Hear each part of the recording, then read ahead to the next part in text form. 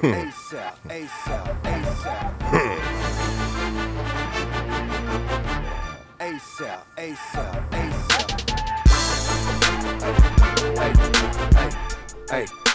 and gentlemen, yes sir, it's another episode of Player Circle Bible Study Class. What's up? What are you doing? PCBS. I'm on my grind, hustle, got the mind and the muscle, 50 carats in the crown just to shine on you suckers. Still told it, fought it for the haters and the busters. Probation if a nigga shout try out to to you play if me, you don't fast forward past this part.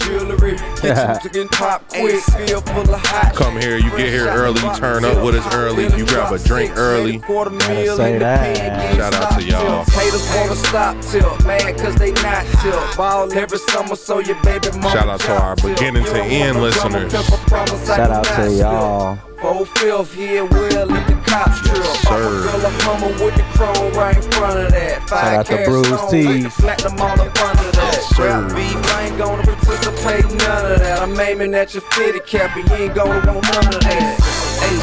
Ain't try to play me, I'ma blow 'em off the map. PCBS. Ask anybody who running AG, but they finna say me. ASAP. Ain't taking on PSC, get straight ASAP. Ain't try to play me. Welcome back to the simulation. I know a lot of rappers don't like me, but they won't fight me. Feds swear I said, well, why they wanna indict me? Fastest on the throne, I ain't never taking life. But all that tongue wrestling, hating while I'm gone, don't excite me. How many rappers you know that can hold they on the right? Doing all that tongue wrestling, boy.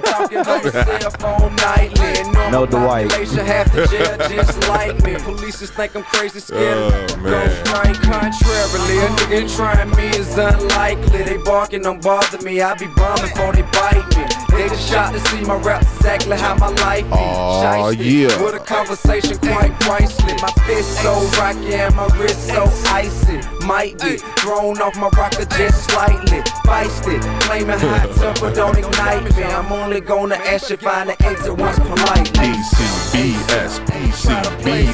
I'ma blow 'em off the map ASAP. Ask anybody who running AG, but they finna say me.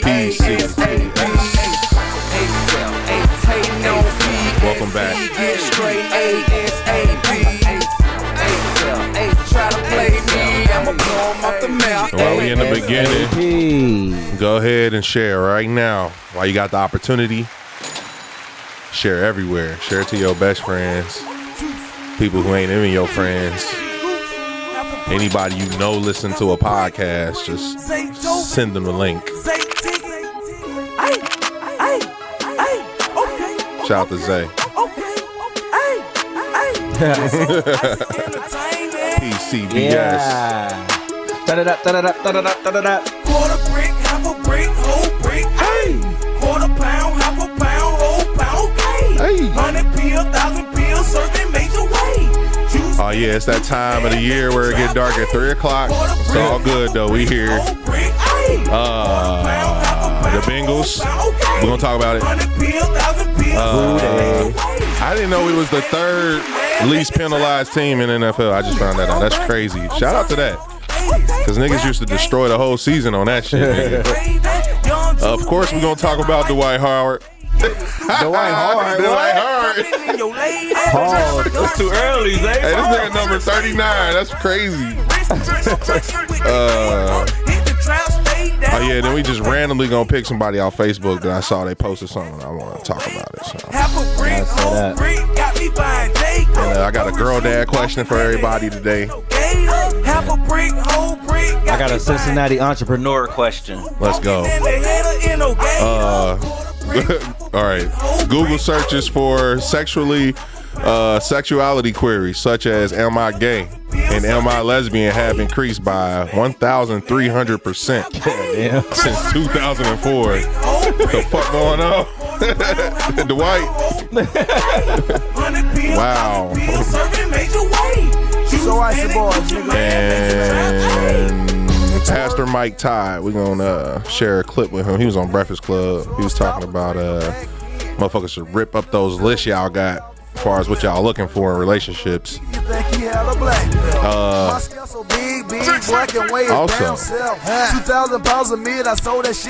man who goes 50-50 and a rich man who pays 100% of the bills have a conversation.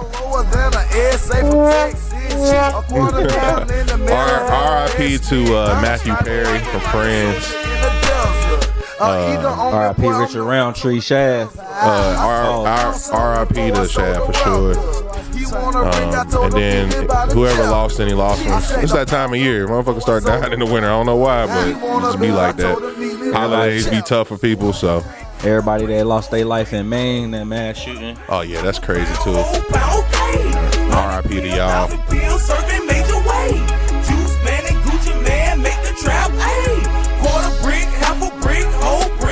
It's currently 42 degrees in Cincinnati, Ohio. Golly. God damn it, on the shit. Oh, Halloween coming up too. I'm thinking about finessing them, dressing up my little 6 month and taking her around and just getting mad candy. Like, look at the cute baby. Give me that candy. Say, I'll give you $30. We go buy the candy. Nah, ain't nothing like going to door, getting the candy. Quarter brick, half a brick, whole brick, ayy. Quarter pound, half a pound, whole pound, okay. 100 pills, 1,000 pills. Yeah, player circle Bible study class. Gucci man, make the trap, ayy. Quarter brick, half a brick, whole brick, ayy. And like I said, if you listening right now, we appreciate you. Hopefully you ain't just like a middle listener or a fast forwarder listener. Facts. Shout out to black women.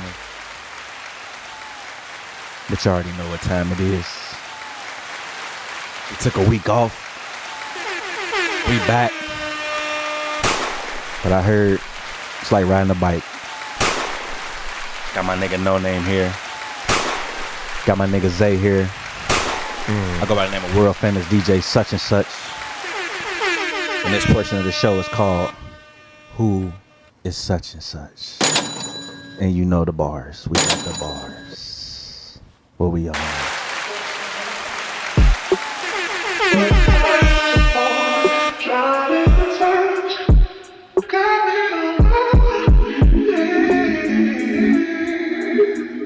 Yeah.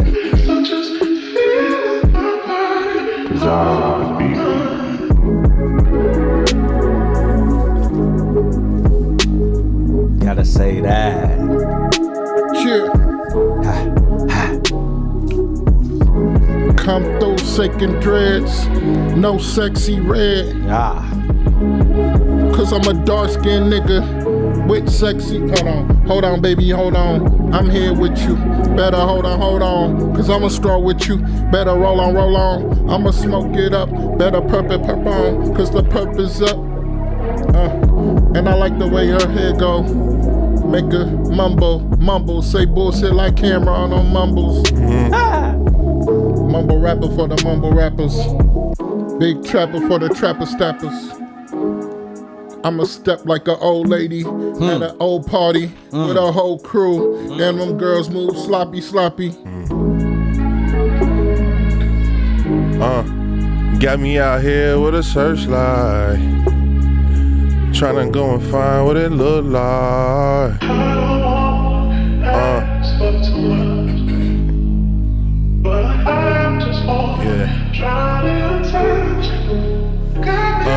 I'm trying to untangle our moments. Threaded in me. I see them everywhere I go. We was together, high as fuck, Bobby and Whitney. Yeah, it was a pretty penny that broke us up. Financial hardships and shit like that though. We was young, we ain't even know what the fuck we had though. Black smoke after black smoke, just thinking on my porch in my parking lots. Like, what the fuck did I drop it at? How do I pick it back up again? Yeah, it feel like you lost it all if you ever lost a love. But you bring it back again like white doves and like Prince songs and Yeah, slow motions and oceans. Yeah, good sex on yachts and in the back of spots and anywhere you wanna get it, baby. Yeah, we can get it any way you wanna get it, baby. I'm with it either in the car or the rooftop.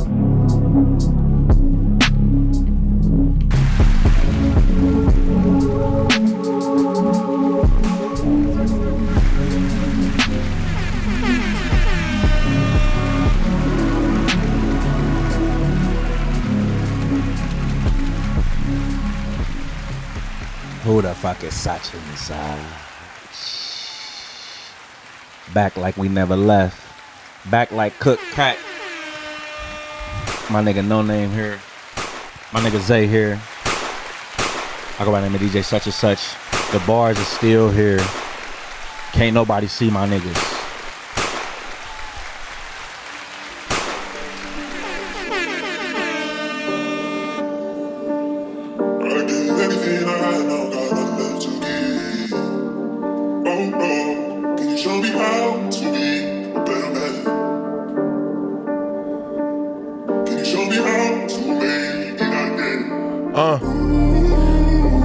God, it's me again. I know it's another prayer. I swear he probably tired of hearing from me or something, but nah, never that. You know what I'm saying? Never that. Mama assured me, like, son, you can always go to that. Even when shit goes straight black, you still can always go back to that. Rely on that rock, right? Yeah. I got to fight these demons because I'm gonna rely on the rock, right? Try to get back out there and spread it against the street. Like, yeah, they obey your thirst. Yeah, that's Sprite, right? Yeah, they on trying to come at it, but I gotta let it go. These fiends trying to knock at your door at 4 in the morning. I'm like, office hours 9 to 5. I'm feeling like red. I got my waves in my head. Woo! Nigga, don't get tossed off a balcony or something because I'm about to blow up and you know them light-skinned niggas crazy or something. Yeah, that drama come to you, nigga. Yeah. But you gotta be the one to take the white glove off, nigga. I ain't Michael Jackson. If I am, then I'm the young one that had that fresh ass moonwalking shit going on. Yeah, before them drugs and that fentanyl start going off. Back when 4 flats on a Cadillac was something you ain't never even had, but everybody said it. You couldn't even afford that. More like 4 flats on a Pinto or a Cavalier, nigga. Honda Civic. Yeah, but now the only thing I fear, nigga, is God, yeah. It's my God, yeah. I'm just in my sky like a God, yeah. I'm just gonna roll like a good, yeah. And I got them rolls like a good, yeah. Blimp. And I'm in the sky like a good, yeah. Blimp. And you know I'm in there like a good, yeah. But baby bees, beware, beware. This nigga ain't no simp here, ain't nowhere. Nah. And I got a bunch of hard shooters in my circle. Combat players in my circle. Yeah. And we rolling in a circle like, damn, where you been at? You a star on the other team, and you sitting here like Gabe Vincent. What you doing, what you been in? And tryna roll like Bennett. And tryna slow on the spinning. And she said she like the way that I'm lying because I put her in the Wilson like a golfing. Got the mind ready and my mind spilling and I'm mind heavy and I've been drinking and I've been smoking cause my mind heavy and my heart empty. God damn, that's why I fuck these bitches like I ain't got no sense. Why I run these bitches like I ain't got no dollars and I find these bitches and I eyeing bitches and I'm eyeing bitches and Said pawn these bitches, fuck that hoe, send her back where she came from. Shit. Said pawn these bitches, fuck that hoe, send her back where she came from. Damn. Yeah. Even though outside like 35, keep the crib on the 85. Gotta say that. Who the fuck is such inside? Shh. Got no name. Got Zay here. Shout out to Bruce Tees. Gotta say that. Welcome all to the living testimony of some real player shit, some things not so player. But that's why we're here, a safe place for men to congregate and say it how we feel. Not always right, but who's to say we're wrong? Put down ye stones and judge ye not. Women, you are always welcome. We adore you. And most of what we're going to talk about may or may not be educational to you. But Feel free to chime in, Cash App in, Zelle in. All people, come as you are. But enter these gates with praise, because if you're just plain old toxic, we do reserve the right to rebuke you. Goodbye. Remember, brethren, these streets really on demon time. And well, we're just trying to lessen that temptation a little bit so you don't get played by a little beep. Grab your favorite communion juice, break bread with the deacon board. I'm your host, Infinitely Zay. We got G in the circle. Downtown G Brown, a.k.a. DJ such and such, a.k.a. Mr. Gotta Say That, a.k.a. Ringling Brothers Bring Them Animals Back. Hey, we got no name J in the circle, and that's a fact.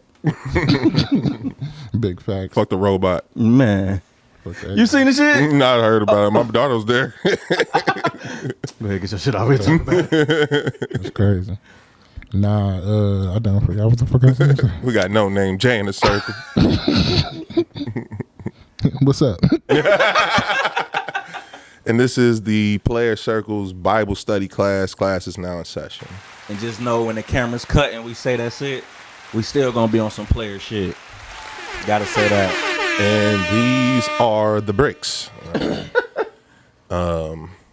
Man, what's up, y'all? Good shout out to y'all. Shout out to us, man. Shout out to our listeners. Shout out to everybody, no matter where you are listening, whether it's YouTube, Spotify, Apple, Podbean, your mama's house, daddy house, car, church. I don't know where you at listening, but shout out to you.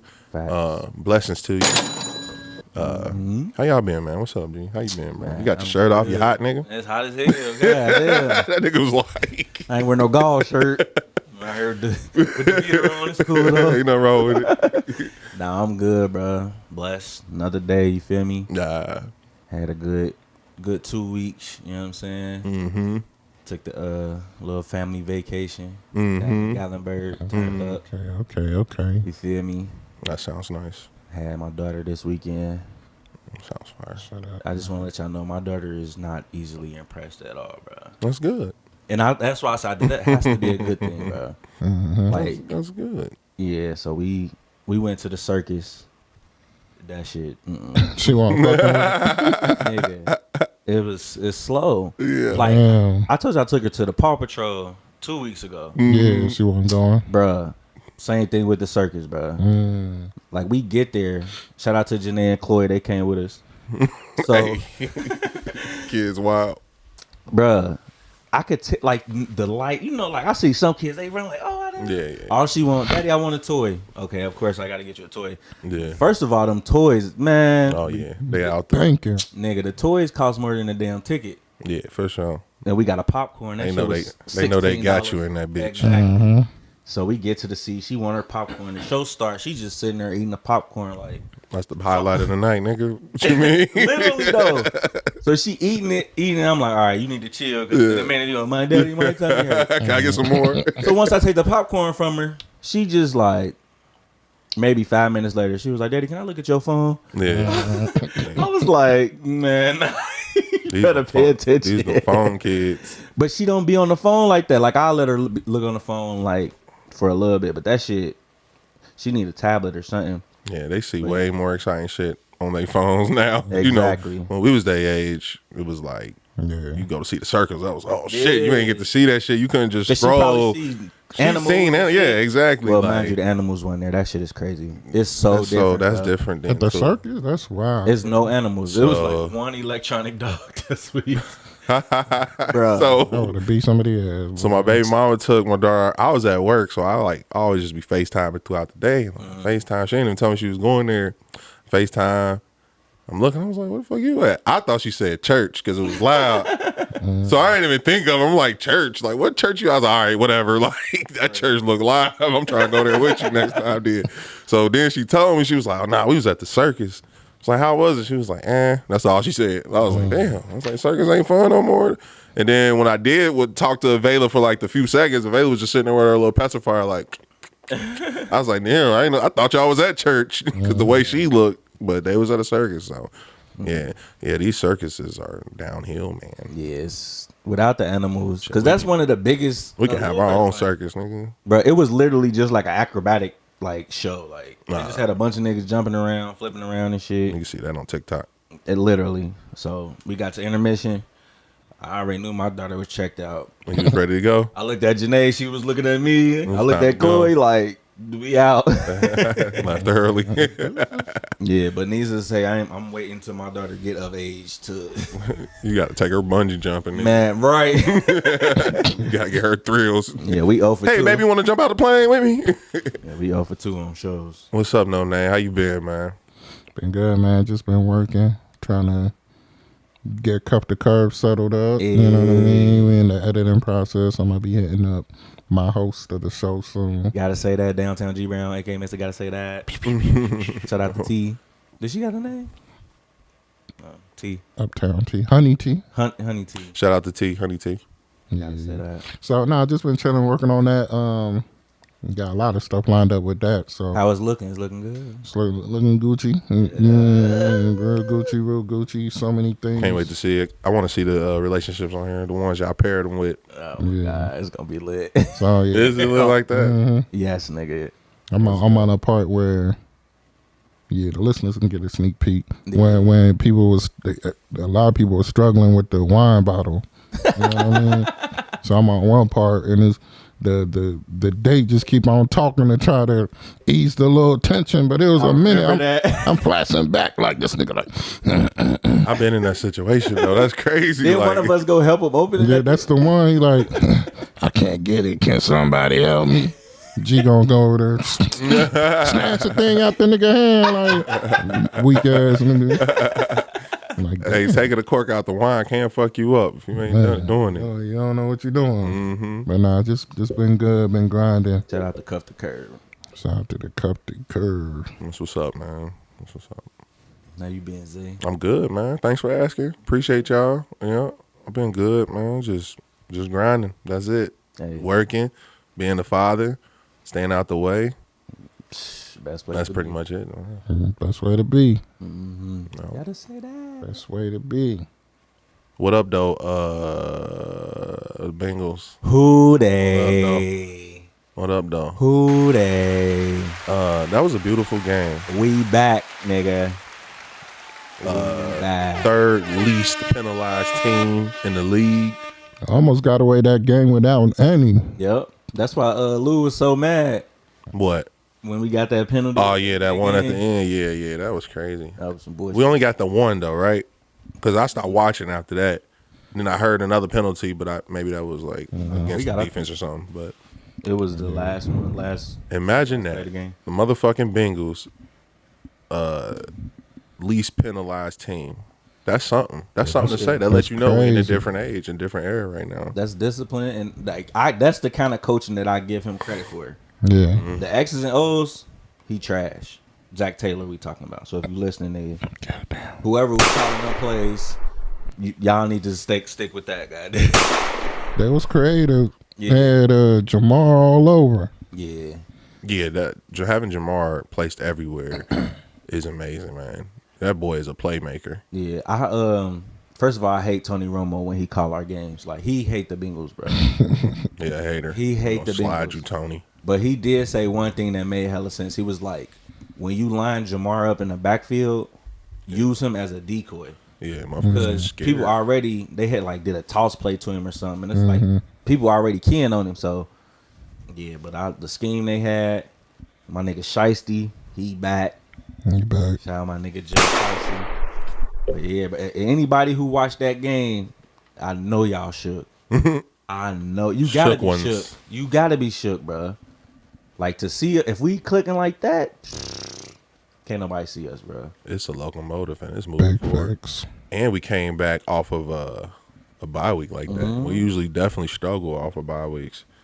No, we be killing off a bye week for sure. Yeah, these last 3 years after the bye, that's when we get it going. So hopefully, you know what I'm saying, we went to San Francisco, handled business. Shout out to all my niggas from the Bay. I know y'all seen us out there. Hey man, shout out to Mixon as well. Shout out Yeah. that nigga doing his thing, man. Good game for you too, brother. Who else had a good game? Everybody had it. It was like an all I around. I didn't see anybody really do a bad job. Shout out to the defense. If we play like that, ew. Yeah, And Christian McCaffrey, like he down there the best running back in the league. Yeah, what 50 yards? I think he injured too though. So no excuse, but still he is injured. But yeah, whatever. Welcome. We did our shit. Sit We was injured too. Ain't nobody care about us. Have a seat. Anybody give a fuck about when Joey B had his calf shit going on? Yeah, so we foreign. Shout out to the Bengals. Who they? We'll see y'all at the Super Bowl. Where the Super Bowl at this year? Is it Arizona? Somewhere high. Oh, it's Las Vegas, ain't it? Is it? Might be Vegas. We'll be in Vegas then. No, we in Vegas, bro. We're gonna turn up. We in Vegas. Tell gauges. Tricking like a motherfucker. You a hoe. Oh my god. All right. That's the first thing you go to, though. Yeah, every time, bro. I look over, the first thing I was tricking. It ain't tricking if we got it. You know, we gonna have it. Hey, shout out to never mind, fuck that nigga. Dwight Howard, you wild and disgusting. Hey, and of course everybody gonna wanna care about what the fuck going on in your bedroom, nigga, cause you out here doing wild as shit. Yeah. You too big to be acting that wild. Gay niggas. Pause. I can't stand when niggas be that big and gay. It shit just cause I'm big, it's like, damn, bro, like You about to get canceled. I don't give a fuck. Nah, they don't cancel me. Yeah, but nah, man, you too big. You too big out here. Go ahead, big ISO. and Go ahead. big and who? Isolation, bro. Go ahead. Oh yeah, ISO. big old gay ass motherfucker, boy. You big and gay. You wild. I ain't never liked Dwhight Howard. I never liked that nigga. That's the other point of it. I was salty when he came to the Lakers for real. I thought you was gonna fuck us up. You got lucky because I guess you started eating bananas and fruit, nigga. What? So, he said he changed his diet. Okay, Yeah, bananas, nigga. Go off, Jay. Nah, though, I don't even know the story, but I just know the nigga gay. Gay. Hey, he needs to admit it, nigga. Gay. You need to just admit it, bro. I thought he did, didn't he? Nah, he admitted. He said he doing shit, but it don't make that's his business, nigga. Well, that's gay then. Yeah, you gay, bro. But he got sexual assault allegations. He gay, doing gay stuff. And you can't cancel me because that's what he doing. He's gay and he's doing gay stuff. What other word am I'm supposed to use for gay? You right. Give me another word. I ain't got no more. Gay. No, I'm just playing. Nah, that nigga gay though, for real. He gay, bro. I'm playing, but Yeah, I'm playing, but I'm being a little extra. But that nigga wild, being bro. gay, bro. Do your thing. Yeah, he gay as No, hell. that shit wild. But it was like we already knew this though. Like yeah, it's been allegations over all the years. You Like just be pray. yourself, nigga. You just pray like that shit just wild. You prayed that he went gay. Yeah, just pray like, all right, bro. They just saying shit. Bro. That's all good. bro. You just extra. You know, he just one of them goofy. Where'd he go to college at? I don't know. he came out the he came out of high school. Oh, so you was gay from childhood? Poor guy. He must have been what, nigga? He must have been something must have happened as a kid. And then for all my people, you was born like that. If you was born like that nigga wasn't born like that. How you know? That nigga wasn't born like that, nigga. He too big, bruh. He too big to be gay, bruh. Stop being so big and gay, bruh. Be the gayest niggas. What about Yeah. Magic Johnson's son? That nigga like 6'8", ain't he? That nigga can put that nigga in the post walls. That's the first visual I had. This crazy nigga posting him up one-on-one, in the hills, like With the heels? with the heels on, bruh. Yeah, he too big to be gay too. I know Magic feels some type of way, but They gon' he gonna be proper about it. Like he gonna kick it out to the top of the key to who? Go ahead. Go ahead.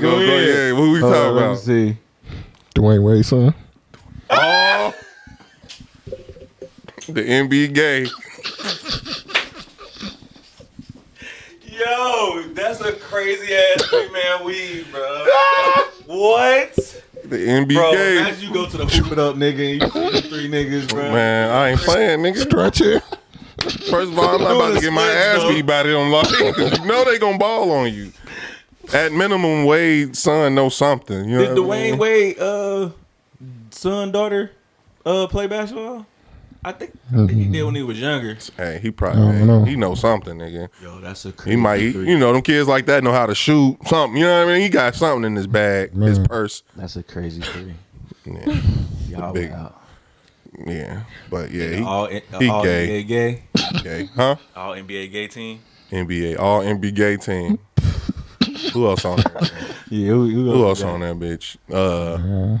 We got Dwhight Howard, the center. He's center gay. Okay. We got Zaire on the wing. He wing gay. CJ a power forward than a motherfucker. He definitely powerful. You know what I'm saying? Or EJ, whatever the nigga name is. And then EJ or CJ? I don't think it's EJ. Ain't it EJ? It's EJ. EJ. Irvin. Is his name Irvin? Yeah, Irvin. Yeah. So he junior. That's right. Yeah. So yeah. So, damn, yo, junior. Let's talk about that. That's crazy. You have a son. You give him your name, and then he gay. Gay.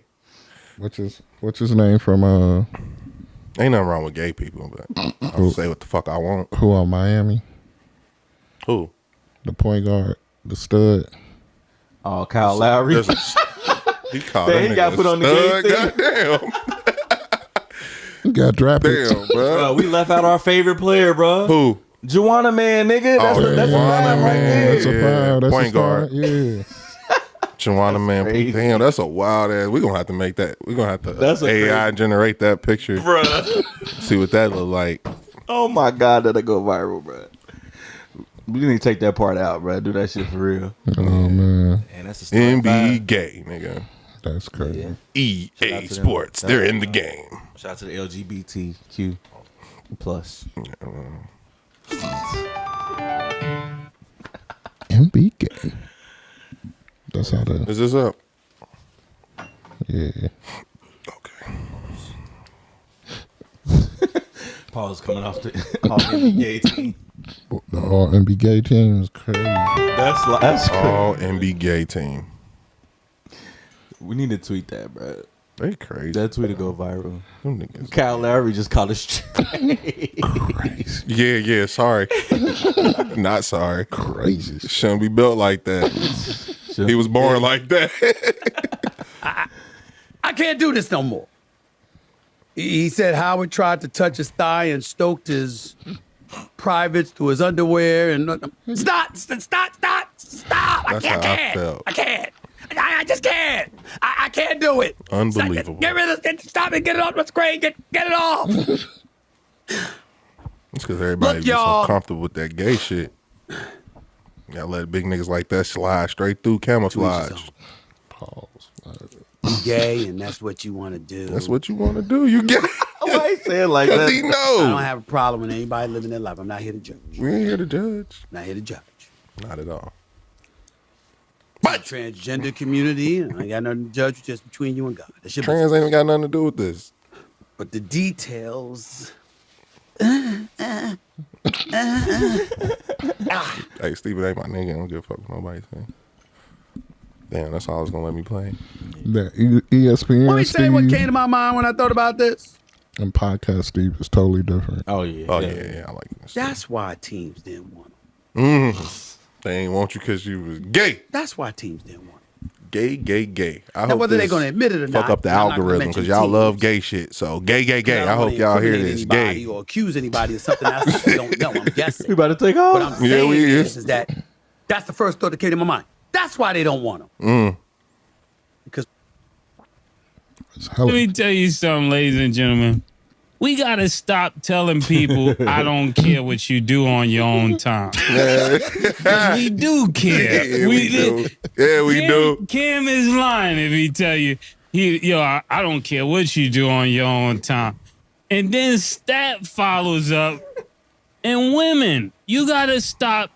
For real, put the camera on me. For real. We gotta stop telling niggas what you do in your own personal time has nothing to do with me. It does, my nigga. If you call, come on, man.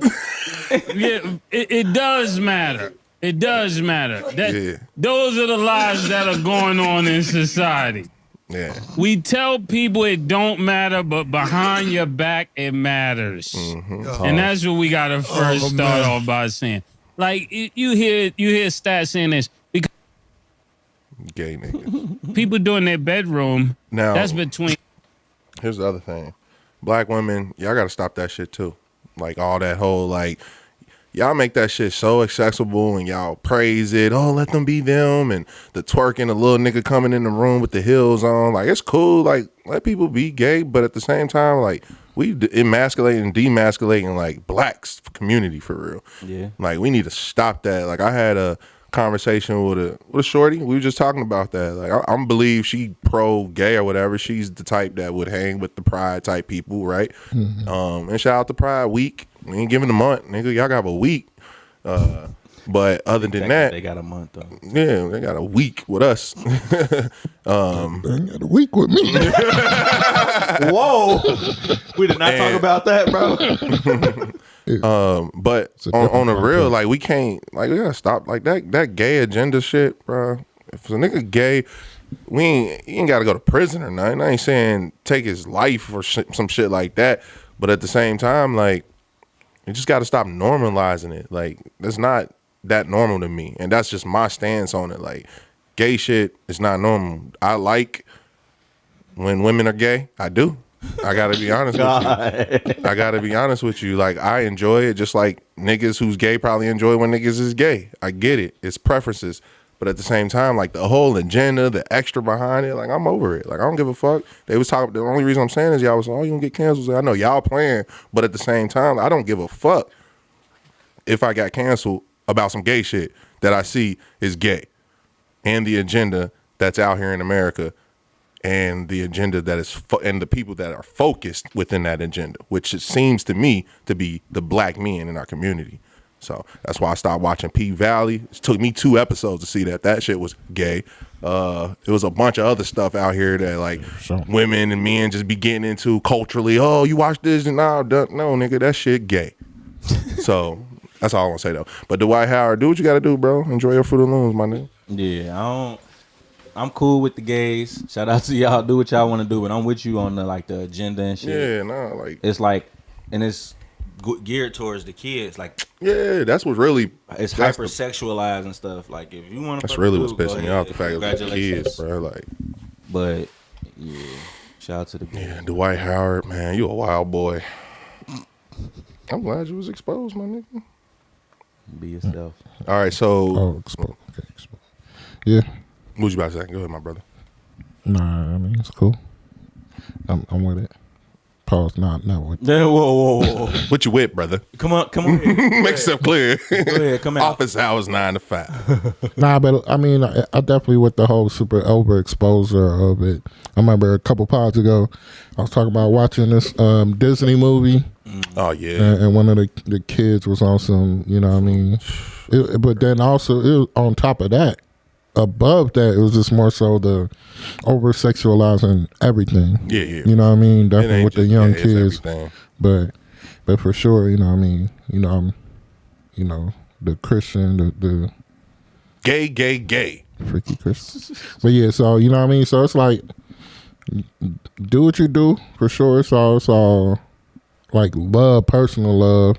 Yeah. I don't like when people say do what you do. Like, because I ain't gonna get mad at a nigga that smoke crack. We'll say the same shit to him. Do what you do. Say with the gay niggas. Because you ain't gonna do what you do. One, you ain't gonna stop nobody from, if that's how the nigga feel, just like he said, he don't do what he do behind his closed doors. So do what you do. Just don't put that impression around me. You know what I mean? Mm-hmm. Like, you gonna vibe, you gonna do what you wanna do, but that's cool. Just don't. I remember one time I went to homecoming, right? It was at Oak Hills. My cousin had a date. His date wanted to bring, because he ain't go to the school. I ain't go to Oak Hills, but my cousin went to Oak Hills. His date had her cousin, and she had to go with her. Mm-hmm. And she was a little older. I'm older than my cousin. Boom, boom, boom. You know what I mean? So I had to come, whatever. And then there was like, that's a progressive. Back then, gay niggas, they ain't really come out like that. You know what I mean? It was in the background. Yeah, so then, but Oak Hills is kind of, a little bit, predominantly white, and then they're progressive. And so they was open. So there was a whole squad of them. And then, they just try to come over and spit game on me, and I'm like, bro, this What ain't. you mean? Yeah. What you mean? What you mean? Spitting game on you? Like they try to holler. Oh my god. You know what I mean? Because we was all vibing with the whole group or whatever, and then one of them tried. You know what I mean? I was like, yeah, that's cool. I ain't with it though, big dog. You know what I mean? And then they all just try to make a game out of it. You know what I mean? Like. Yeah. Like I'm cool like with gay people. Do what you do, have your fun, but don't bring that shit to me. Like I'm like you just said P Valley. I can watch P Valley and just separate it like, oh, it's some gay shit, but it didn't turn me off to the show. But do what you want to do, bro. For sure, yeah. Like I don't care as long as you don't bring that shit to me. Like if I feel like I'm cool with gay people, like what up, bro? Like I see you out, like, but. Yeah. As long as you not approaching me in that manner. I got gay friends, bro. Yeah. You know I do too. Cool with hella gay people. Yeah, it's cool. I don't know if I told this story. I think I did. It was like a couple years ago. And I'm friends with a gay DJ. Like I just randomly met him at a club. I feel like I told the story. And like his boy is gay.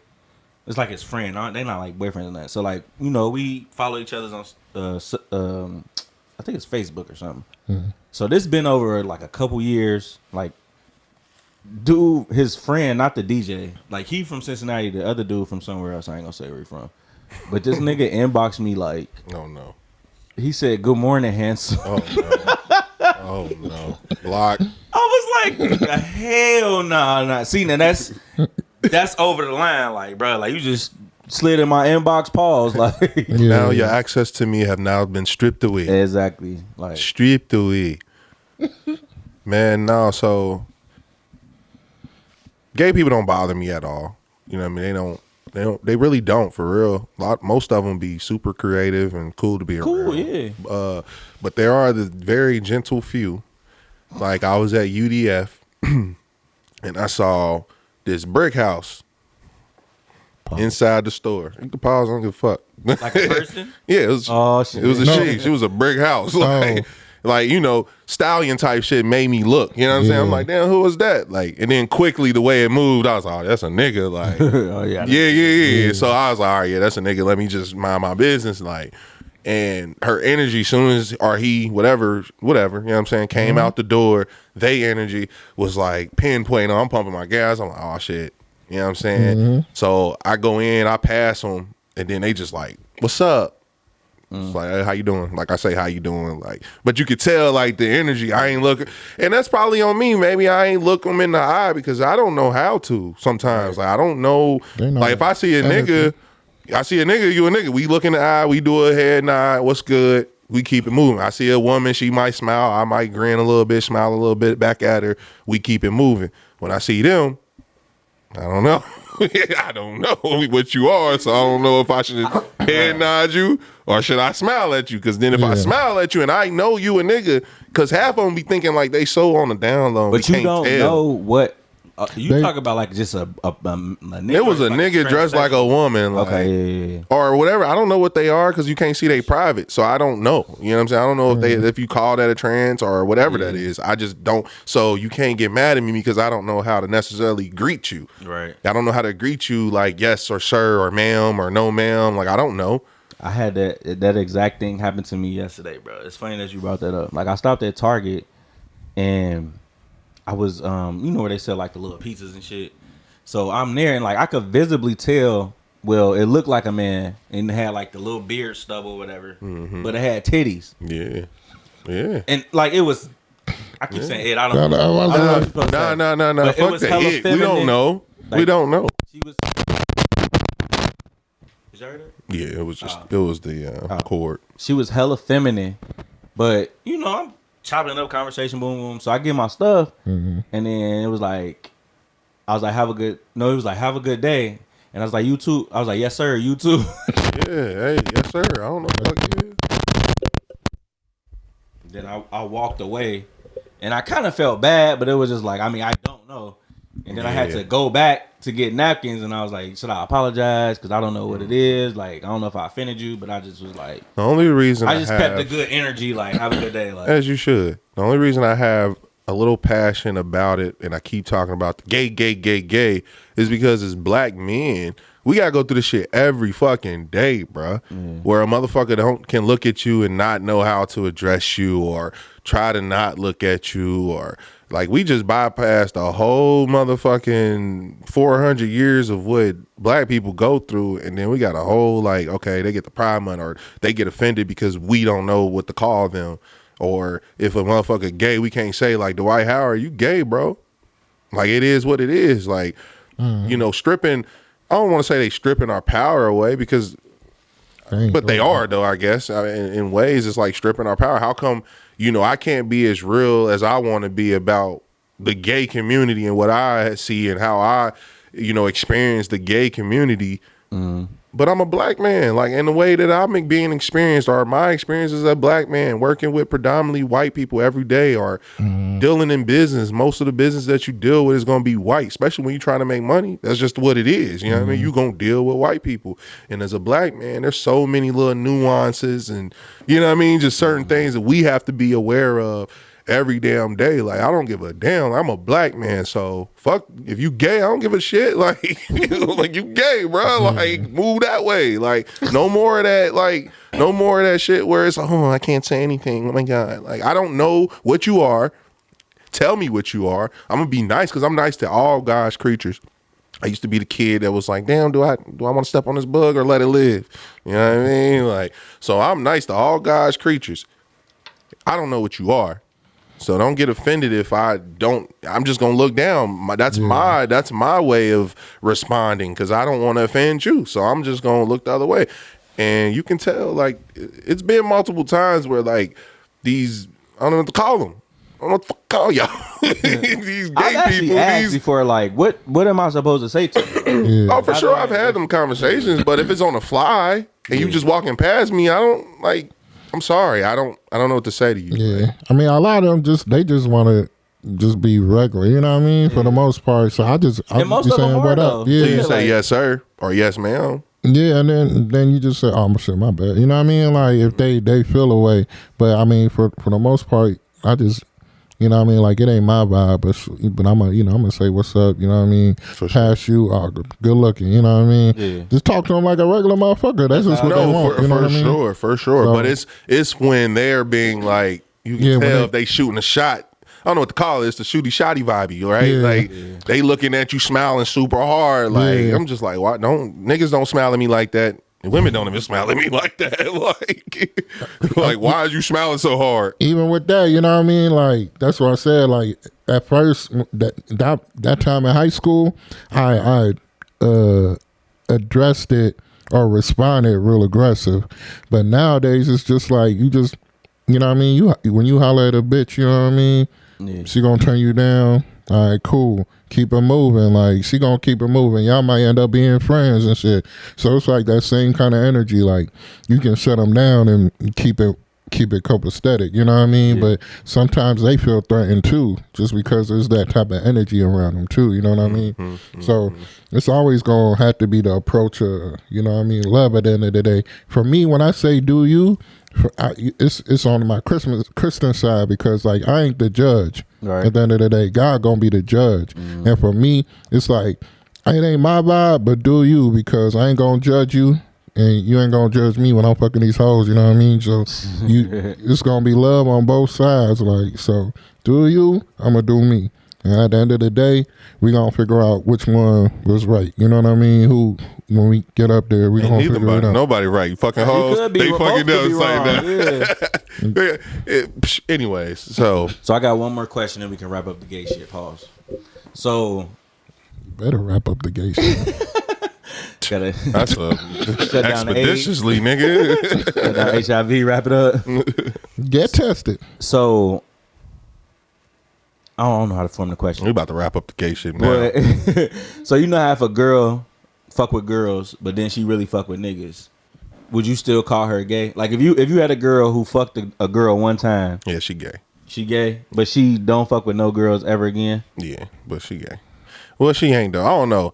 See, I'm fucked up. I'm not your PC politically correct nigga. Like I look at women, if they be on some exploration shit, that's just women to me. But that's a double standard. Yeah, that's what I was I'm on that side, nigga. I guess I'm Republican when it comes to that. Because if a nigga fuck a nigga, he gay for life. He gay. It ain't no I tried it. I tasted it. You know what I'm saying? Oh my God. Yeah, I've tried. Nigga, you try selfish. You try ice cream. Nigga. You don't try gay. Like, you gay. You don't try gay. You don't try gay. You just gay. They got hella sound bites in this pod. Oh, this whole 20 minutes. Gay. I just want to let That you know. nigga say you don't try gay. You don't try gay. But it's definitely double standards. Like, niggas ain't going to the bathroom together. Niggas ain't dancing and pulling on themselves together. Pause. You know what I mean? But women, it's just. We also ain't telling women to buy our friends drinks too. So, yeah. Don't, you know. I mean, I would. Yeah. Bitches be buying me. Bitches be on that. Got that bag. You spend it. But not for sure. But it just be, there's going to be double standards. It's just the way nature made. You know what I mean? Check. Like, yeah. You're all right. I can hear myself. It's just, it's Eve's fault. You know what I mean? At the end of the day. Facts. Just blame it on her. I was listening. Moving on. That's whose fault it is. They was like, Eve was in a world with nobody else and still found another motherfucker to talk to. Oh. Still let your nigga down. Man, let everybody down. Shout out to all my gay friends. But everybody else be acting up. Fuck y'all. And Dwhight Howard. Gay. Gay friends probably out there like, look at this nigga. All right, so yes, I'm in y'all inboxes with the compliments, the hard eyes, the drool mouths, because y'all all fucking deserve it. Looking that motherfucking good. I'm supposed to just not say shit because I complimented your friend or your sister too? I can only compliment one of y'all. Sounds stupid and selfish. Y'all agree with that? Hell yeah. Yeah.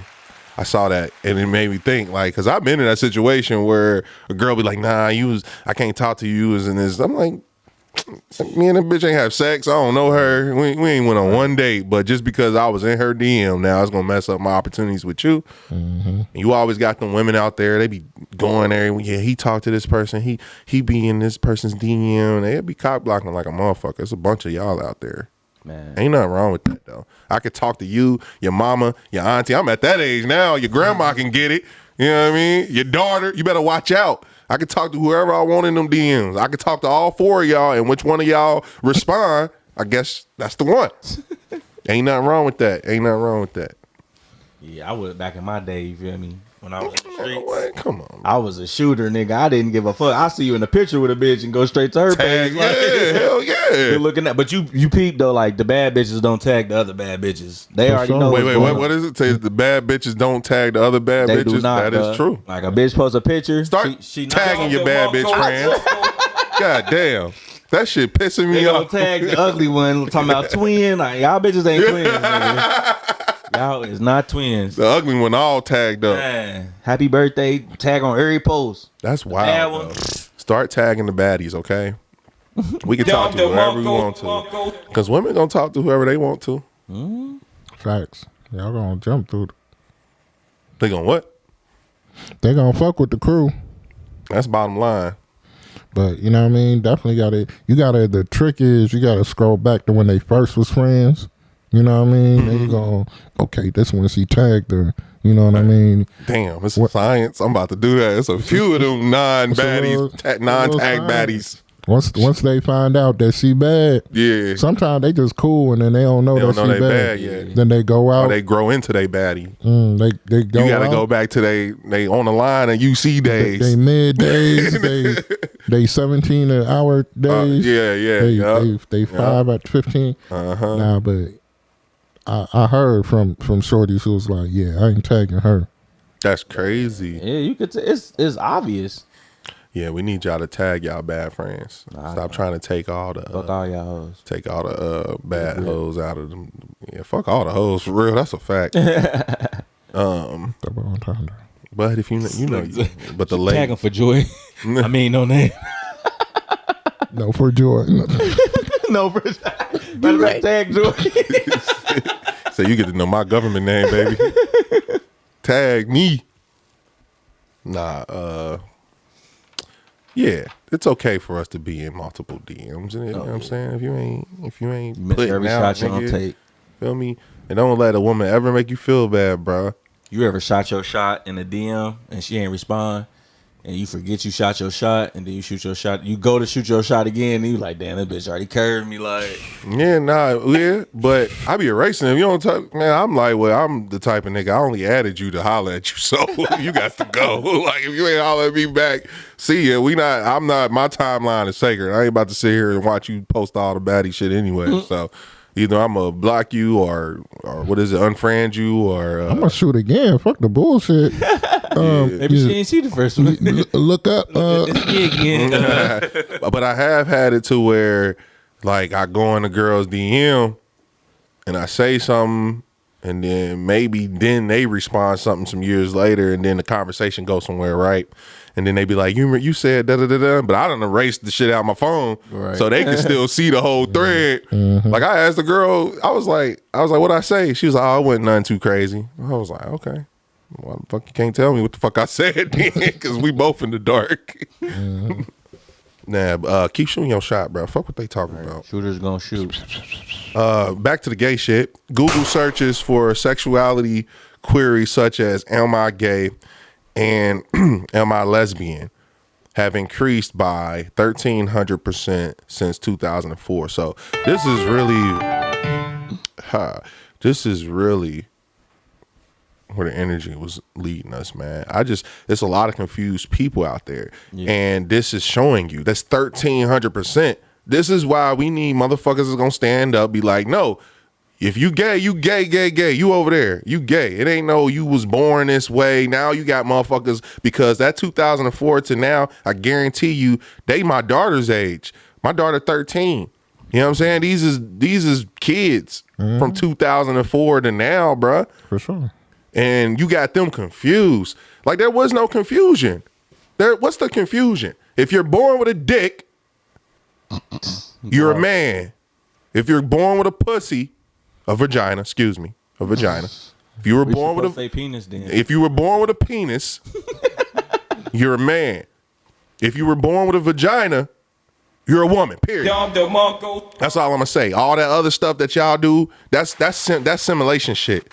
That's simulation shit. All that LGBTQ, PLTG, and all that PTO, all that shit, PTSD, nigga, all that, bro. That's all that. That's simulation stuff, bro. It's simple to me. It's a man. It's a woman. And if you a man, you like men, then you gay. If you a woman, you like women, you gay or a lesbian, whatever you call it. And that's gay it. And lesbian the same thing? I don't know. Like, yeah, I think it's just the wording differently. But I don't know. Cause like I'll say like a girl like, oh, she gay. But I ain't never said like a nigga like, oh, you. I ain't never I don't even call girls gay, because I don't even see it as gay. I just think that women are just, and that's the double standard. I don't give a fuck, nigga. That shit's sexy. Let's talk about that. I'm trying to see what that's talking about. You know what I'm saying? Like, I think just in general, women are that way. I think women hate that whole, like, they don't want you to start talking about the actual sex, right? Like the being born with the penis or the vagina, and then the chemical balances that come with that selected body part, nigga. The hormones. Exactly, come certain ways. I think women are just more nurturing. So they're more apt and more susceptible to be, like, a lot of people don't talk about this, but like in high school, like in 2000, I graduated 05. So from, let's say 02, 05, I saw a crazy increase of hella like women on the basketball team getting turned out. I don't know if y'all ever noticed that. You went to Moeller, you probably didn't see a lot of, it was more all boys, but if you really paid attention, a lot of those girl players were starting to, it was a lot of them just in relationships, that whole like, I hate to say it, but the white beaters, you start seeing that was they shit. That was they shit. Like the white beaters, huh? Try to call me gay? Nah, nigga. So that was they shit, bruh. And it was an increase. Around that year, it was a lot of them. I remember there was this girl named Ashley. She was cold. Bad little vibe at Lakota. Freshman year, hair long, you know what I mean? Little red bone, sexy. Like, damn, okay, I'm coming from Lincoln Heights, and I'm up here seeing this. I'm like, damn, this the shit that's on TV. You know, this is the shit on Disney Channel right now. These hoes out here look like Disney Channel girls. These look like the houses that you see on TV. All right, bad. And then by the time we was senior, she had a motherfucker buzz cut with tattoos, wearing white beaters and the double shorts, because they always wear the double shorts. They always got the shorts with the jeans swagging. You know what I mean? So that's what happened. Yeah, I've seen that though. Like even like I went to high school before Moeller, but like it's this girl that I like was fucking with. Well, we weren't fucking with it, but like I finger popped her and shit. Shout out to finger popping, nigga. A stud, like she bad too. Still bad in her stud. And her studness. Studism. Some of them studs be studying. You Some feel me? studs be. You'll let them. Never mind. Whoa. Go ahead, Dwhight. You know what? I'm gonna just stand on what I've been standing on. Gay. Nah, fuck all of them. Nah, but it's some baddies. It's some baddie studies for sure. Nah, it is. We gotta admit it. They be studying, boy. But in that time frame, a lot of those women were being turned out. You saw an increase of that. It was crazy. It was 2 gay dudes in high school. They was like super popular, and like that was the first time I ever seen, because that shit wasn't happening at Princeton. Like it was like everybody was just on it. Like I was just sitting there, like they both wrestled and shit. I was like, and it was like state champions or some shit. Like they was respecting. You know what I mean? They was like respecting. That was the first time I ever seen that. I was just like, damn, like these gay niggas accepted like that, like. So I don't know. The more progressive the community, understood what gay really was when I was like a freshman and sophomore. Nigga, I still don't know what gay really is. Motherfucker. Nah, hell no. Especially as a freshman in high school, you not gonna know. Like you could tell, like back in the day, it used to be fruity. Like you could look at a nigga like, bro, he fruity. Like, fruity, yeah. Like that nigga sweet, but fruity was the word though. Nigga, fruity. Definitely pull that out the vault. Hey, fruity was the word, that's bro. wild as hell, bro. What's wrong with running around calling nigga fruity? Damn, I love apples. Hey, we would have been canceled. Hey, you can't even say a nigga fruity now, bro. Hey, Dwhight, You fruity. Dwhight Howard's officially fruity. Hey, that boy fruity. The white fruity Howard. That's such a fucked up term, bro. It is. What's wrong with we fruit? was definitely running around calling people Fruit is fruity. good for you. Hella That's shit. funny as hell. We dead ass just like, nah, that nigga fruity as hell. Fruity than a mother. You know, at that age, you got to be opposite. You know what I'm saying? Like, so what's opposite? Veggie, nigga? Fruits is good for you, bro. That sucks, man. Anyway, Tomatoes a vegetable and a fruit. that's what, yeah. Yeah, my biology. Oh, shit, I need that, man. All right, now we wrapping up the gay shit. But y'all got them out here. This is why we got to take a stance as a community. Like, all that gay stuff, all that, and it be the black women, bro. Like, it be all the black, oh, yay, hyping it up. You know, they do y'all hair and shit. They probably, you know what I'm saying? They be, I see it everywhere, bro. I ain't gonna lie. There was this one time back in college when I first started my dreads. My locks, I mean. You let a fruity nigga do them. You let a fruity nigga do your hair, bro. I booked it like online or something. Showed up, was Juana, man. He was cool as Got fuck. your shit That's the together. craziest part. He got me together. He had the jokes, man. Professional. Made me comfortable. Yeah, but like I'm that type of person. Like I wouldn't mind a gay nigga cutting my hair. Like Nah, when not people at be all. saying like I didn't had a massage by a man, all that shit, bro. I'm not fruity. I don't think I am. Might be a little bit. But I still love you, bro. You still my nigga. He's like, I'm not fruity. Why my hand like this? My wrist just got heavy than the mother. You touch my hand and now Hold on. now it's I'm enjoying this massage, nigga. And that's the fucked up part, bro. I'm like, all right, when I got there, because I had a Massage Envy like membership. So I got there, the girl I usually go to, she was the coldest black girl. Not even, she was ugly, but she Shout was out to cold at black massages. woman, It's like, oh, she had to go I got a nigga Steve. I'm like, all right, bro, fuck it. I ain't tripping. Like, I ain't, I'm secure in my manhood. I ain't worried about it. This nigga had the weakest massage I ever had, bro. He was scared. Yeah. He Probably ain't was. want to, you know what I'm saying? Ain't Really wanna put turn it on you, yeah. Then you be turning on like, why that feel so good, nigga? Hey. Well, there's a fruit basket in here for it, nigga. That's like that one clip with Ice T. He be like, I ain't gay, man. I just like men. I just like having sex with men. Then Ice-T's like, I saw that. well, brother, that means you're gay. I'm sorry to tell you, man, but you gay. I'm sorry to tell you, brother. Gay as hell. Tight ass. It's a support system, right? Because you came with your wife. Charlamagne's been with his wife 25. I've been with my wife 30. Because a lot of times you hear people say, I don't need that, or I'm looking for a guy that's going to make this much money. But that's dumb. They never talk about the heart. the truth of the matter Did is... you say that's dumb? Yeah. Thank you for that. Say that louder. It's dumb. Like, I tell people all the time, I did a book. My first book was called Relationship Goals.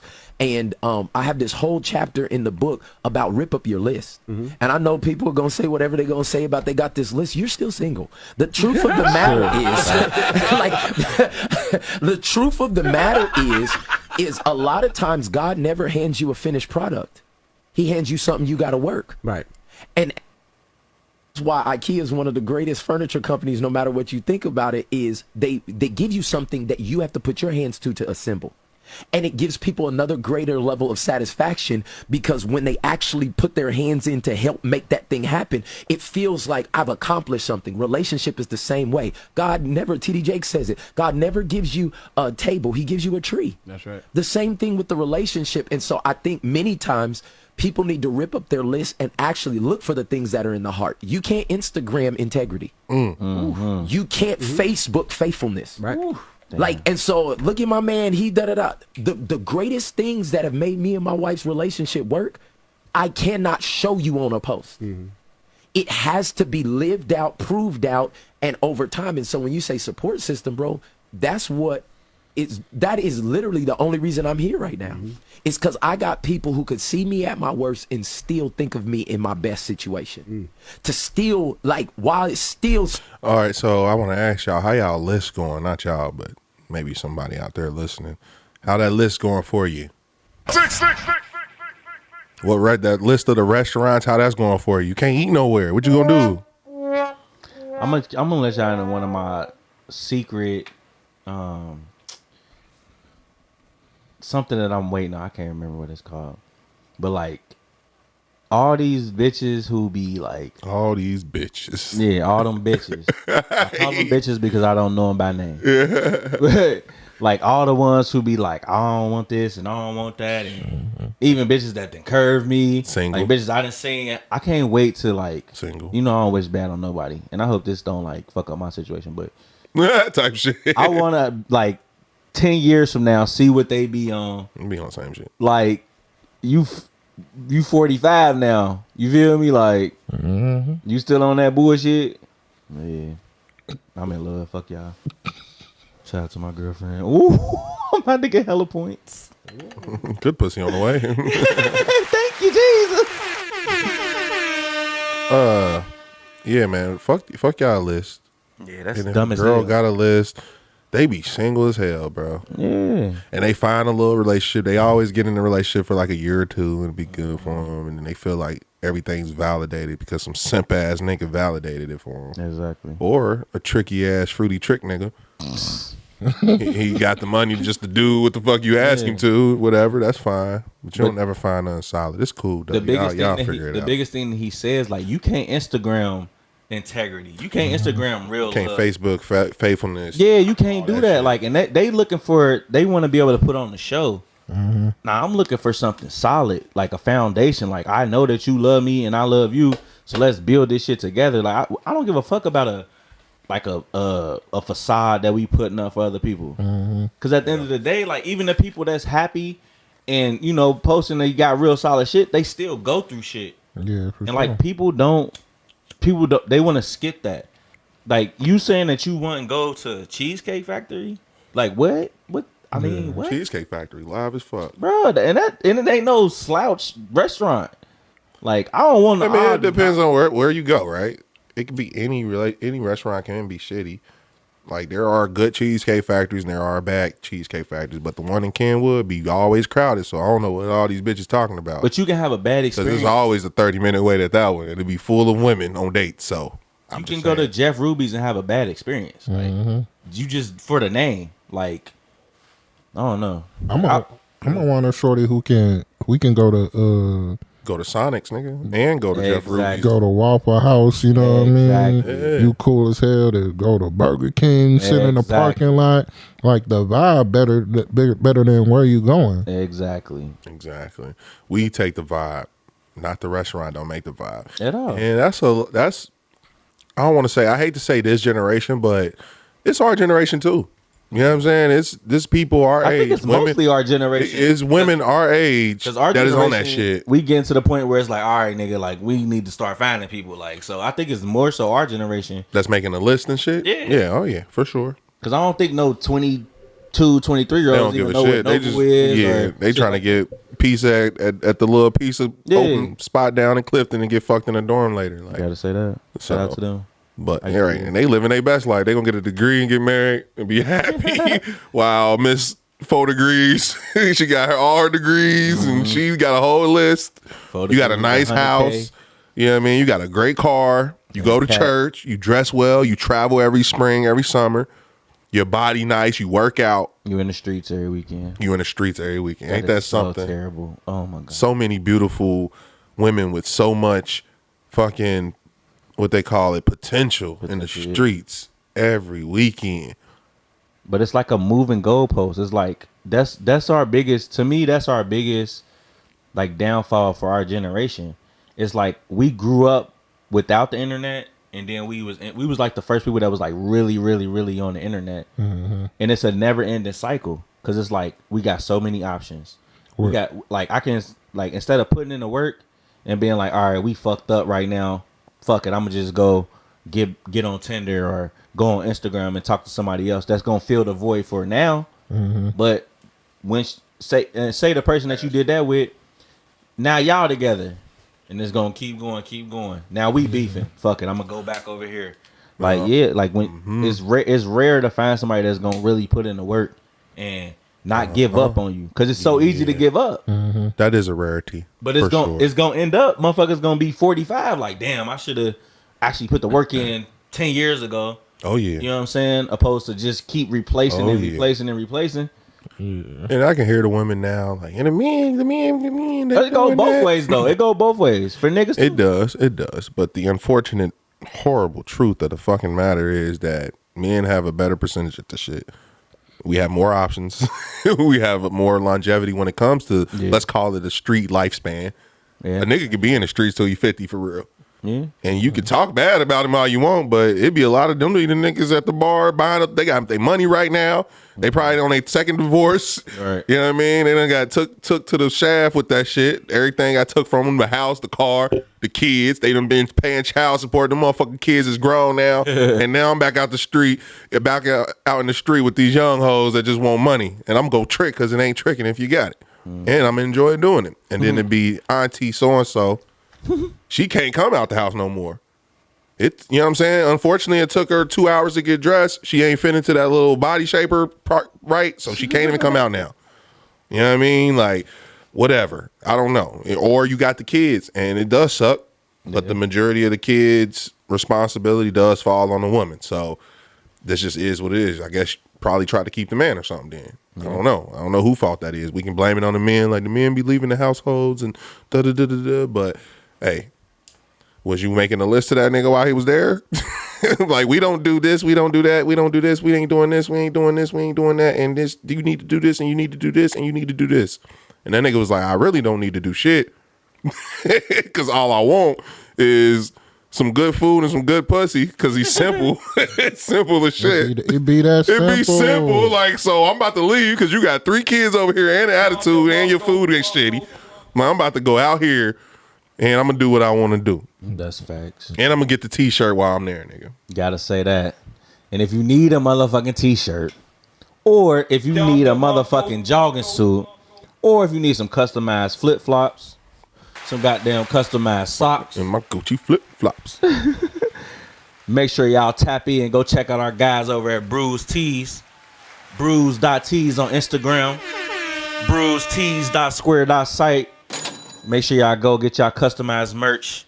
They got merch already pre-made. Whatever you need, make sure y'all go shop. Tap in with the guys. Make sure y'all use code PCBS. I don't know what to do for y'all. But just we showing love. It's a percentage off. You gonna get your little percentage off. You get your percentage off. We ain't trying to get sued by Bruce T. Right, Saying yeah. the wrong percentage. So we just gonna say it's gonna get you a little something, something. You know what I mean? A little something, something. Yeah, Bruce Tees, fully customizable and pre-designed apparel. Tees, hoodies, pants, shorts, socks, underwear, hats, sweatsuits, tracksuits, cups, specialists in vinyl. And they based right here in Cincinnati, and it's a black-owned business. You hear me? Shout out to Bruce Tees. Make sure y'all tap in with the guys. And, one more time to the gay shit. I just want to double back. I just don't like Dwhight Howard. I ain't never liked the nigga. So at the end of the day, I love gay people. Y'all my family. But that nigga gay. He fruity, as a matter of fact. Yeah, he fruity. That nigga fruity. So I just never, just his mannerism, just the way he approached shit, bro. I've never been a fan of Dwhight Howard at all. I'm a LeBron James fan. But other than that, and that's why they won the Lakers championship. Not because of this nigga. No, but he was a part of that team, nigga. Okay, great. Still don't like the nigga. I mean, now. Yeah, fucking. Pause. I hope you see this, so we can have some real beef finally. Some all this imaginary beef this nigga G be having. That's crazy. They trying to get beefed on. Hella DK Metcalf out here.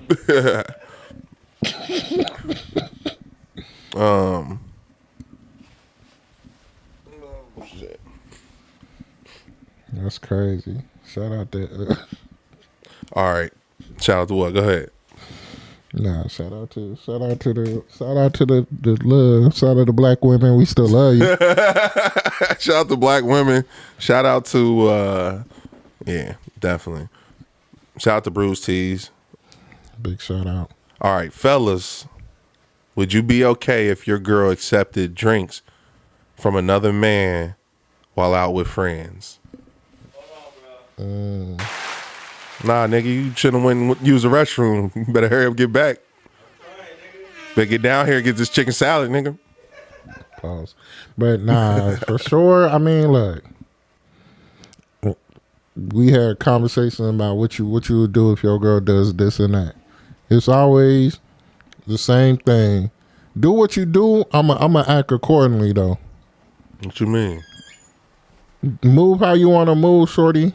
If you think that shit's easy, that shit's sweet, you gonna accept that shit. So damn, she can't accept the drink from a man while she out?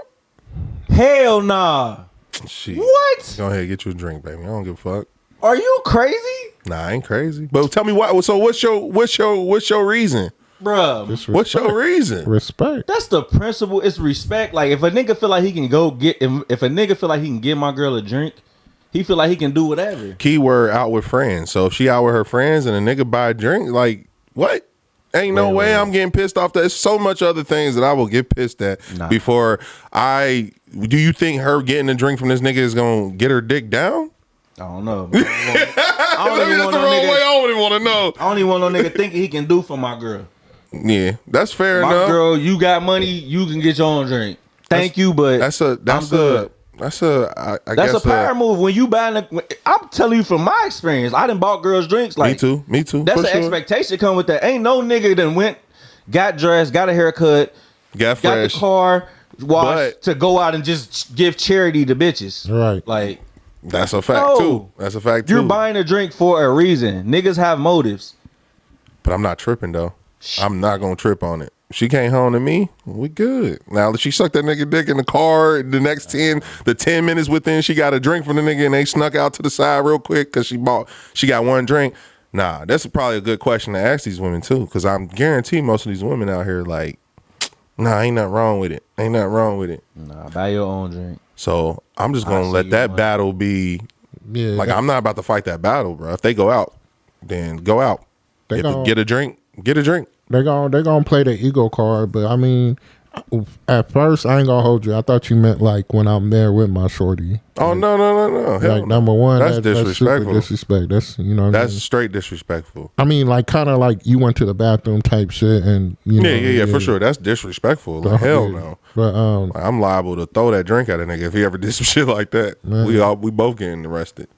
Yeah. So, but if she out with the girls, You know what I mean? It's still kind of the same thing. Maybe it might be a little laxed. Like you out with the girls, if he buys something for the whole whatever. Mm-hmm. You know That's what I mean? different. Yeah. Mm-hmm. If a nigga buy a round, that's different. Yeah. But if he and that's come to how I her see it. direct, That's cool. I thought you meant like just because you out with the girls don't mean that a nigga should be able to just buy you a drink. Yeah, nigga shouldn't be able to talk to you at all. Period. You know what I mean? Like he should be a nigga. You know, nigga gonna be like, "What you drinking?" Be like, "Nigga, who you talking to?" Exactly. Like you got the whole friend who just, I got the nigga, he gonna buy his drinks.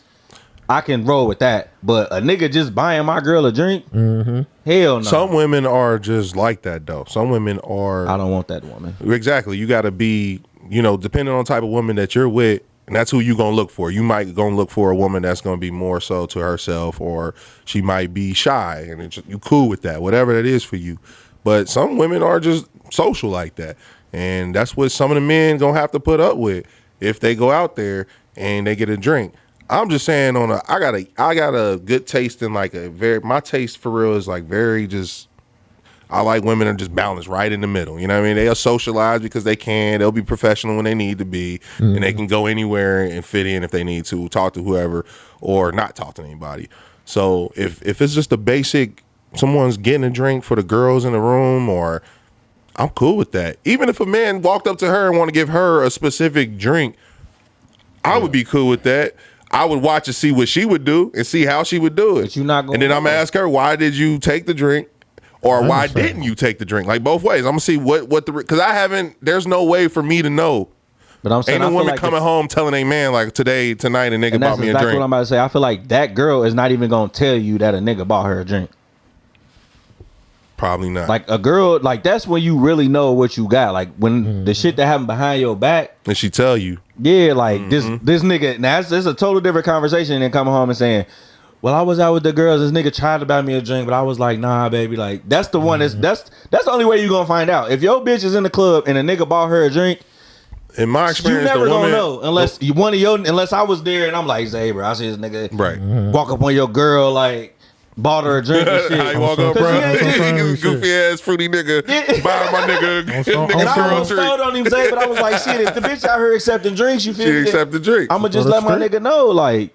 But and then I would be cool with it. Just looking at it like so that. If I came to you like, Zay, I seen some nigga, because you have to have, that's a conversation first of all. Man, that's a good one. Great. Yeah, it's and a transaction. You would be like, that's cool. I would be like, that's cool. I'm gonna ask you what the fuck happened afterwards. Did she go anywhere? Did she suck the nigga dick? She might. In 5 to 10 minutes that she got a drink from him. So in 3 weeks he might. At 9:05, she got a drink back from in that dude. Club again. And then at 9:15, now if it's a serial attempt, the same nigga buying drinks all the time, it's gonna be that. Yeah, if I get a bitch, but here's the kicker: we all know. I think we all the same. Our girls would never be there that often, so it was not gonna happen. I'm saying the one-off time that she happens to be somewhere and possibly seen by one of my niggas. It's so many variables that are what ifs in this whole shit, right? Mm-hmm. If she gets a drink from a nigga, I'm not tripping, bro. I'm really not. I'm not gonna trip off of it. Have your little drink, come home, and fuck me. I don't think it's the tripping part. It's more so like you gonna know how to move. Yeah. It's respect. Like I ain't gonna be yelling at you like why you. But I'm gonna look at you and be like, okay, on to the next. Exactly. You said that's what? Gonna set me off. Like all right, on to the next. If it's that easy, like then that's gonna make my mind start going. Like if it's that easy for a nigga, cause like I said earlier, like it's intent behind a drink, bro. Like nigga, if you buying a drink, you buying a drink for everybody.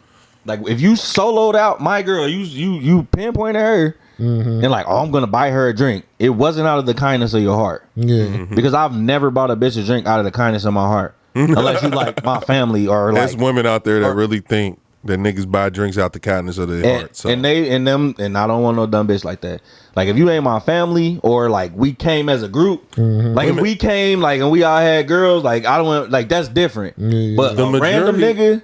The majority I be saying like when women get online, like yeah, this dude bought me a drink. Now he don't know how to leave. Or the majority of women think like they just supposed to get a drink. I'm not saying that. I'm just saying to the question. Like, my girl gets one drink.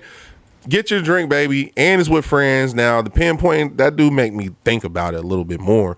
But the original question in my mind is, if you're out with friends, somebody buy y'all drinks. Like, buy y'all drink, bro. that's different. I'm not tripping. You can accept that. But a woman who's smart enough gonna say that.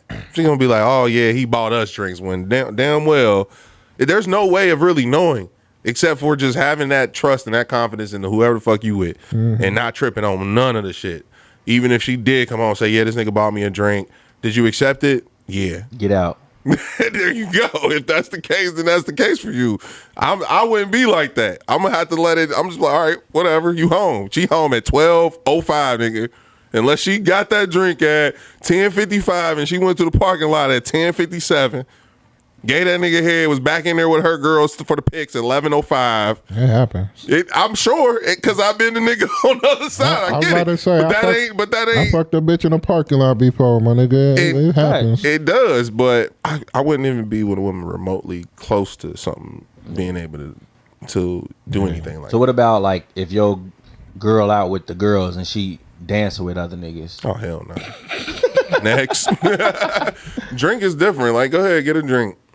So you gonna let this nigga get your bitch drunk? Nah, hell no. Now her decision making. We said a drink. One drink. Niggas ain't just buying. That's what I'm saying. Zay, you saying like this one innocent drink, nigga. Niggas ain't just buying no one innocent but drink. I trust that my woman is smart enough. If she does accept the one drink with the friends, you might as well not even take the lid off of that. We gotta go back with the question of with the friends. But if he double back, then he on some, like you said, pinpointing the one, trying to let him down softly. I don't want a confrontational woman either. You know what I mean? I don't want a woman who's going to be super dramatic or super mean to me. Like, if she is with me, I want her to be able to have a conversation with a nigga. Like, not a conversation. We ain't got to be more than 10 seconds, but have some tact about how she talk. I wouldn't want to see my woman ignoring niggas.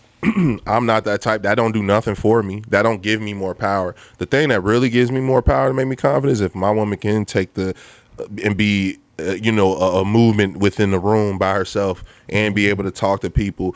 Like, that's attractive. But someone who's acting stuck up, and like, if a woman's out with me, if I'm in my single phase, because I've seen it where I'll be out with a woman and it might be a situation where it's like a bar type situation and I know I'm leaving with this girl tonight, we already got a plan, we gonna fuck, and she acting kind of funny to all the niggas, like my nigga, like, why? You probably wouldn't be like that if I went here. Like, show me how you would act.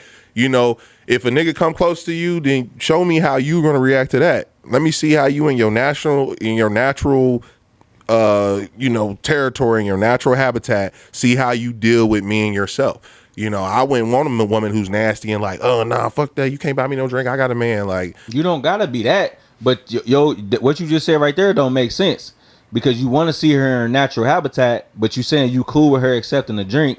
But you saying if you with her, like, say the nigga don't even know that y'all together. Mm-hmm. Like, that should be the same then. I'm cool with that too. I'm saying if you watch her in her natural habitat and you see how she react, I don't want a woman who would react like. No, I'm talking about accepting the actual drink. I don't give a fuck. She can accept the drink. You could be at a bar, say you came out the bathroom, nigga walked up on your girl, boom. Probably not. Just come back with a drink. Probably not after COVID. Just for the simple fact, people can put anything in drinks, and we know these things now. But what's COVID? Right, Bill Cosby. Right. No, I know, but I'm saying, like, there's a heightened level of letting other motherfuckers carry drinks, get drinks, and things like that. So that's a reality. Now, before, I just like to use COVID because that's like a pinnacle time in history. Before COVID, everybody was just doing all types of shit at the clubs. Now there's a few people that's like, you know what, I ain't leaving the house for less than this, right? So if I see my girl accepting a drink, if I'm there, it has to be a friend or something like that, maybe. You know, I don't know. If I'm there, she wouldn't be accepting a drink anyways because she's going to be with me. So there's no way to really measure that at all. But, you know, if my woman's out by herself and she gets offered a drink, fine, offer the drink. But let me see you in natural habitat. Like, if a woman will show you extra shit, bro. Like, a woman in front of you will show you the extraness, and then now you got to fight this nigga and you in jail because this woman is one of them types. or you got a woman that got attacked. That's the But basis you of what take it I'm to the saying. extreme though, like it doesn't necessarily have to be No, I wasn't a no confrontation. I'm only talking you can about just deny seeing a drink. woman, and how she denies it is something that I would want to witness to, see what happened, see how she did it. Did she smile at the guy and talk to him, or was it more so like a turn her nose up? Because the way you do one thing is how you do everything, is what I'm getting to. So if a woman has some tact about her, let me see that tact in it. You know, don't be extra, because women to come home to you and tell you a fucking crazy ass story just to get the reaction out of you, and the story has a whole nother ending to it. You know, so if she knows that's something that you feed into, like, yeah, baby, he bought me a drink, but I turned him down. Like, a woman gonna give you those little gems because she knows, like, this is what makes my man's ego rise a little bit.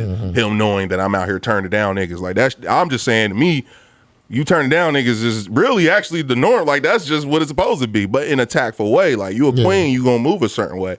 So you ain't even gotta come home to me and tell me these little stories that's gonna build me up in any ego way. It's definitely about your type, because, you know, my type is definitely social or creative or artist, you know what I mean? So they gonna know people. And me, I'm gonna know people at the club too, so I definitely ain't trying to have nobody who just don't talk to people, because I'm gonna be talking and hugging girls and models, like, and being friendly because I'm cool. So I need somebody who's super comfortable and who understands. So like I said, I'm gonna let you do you.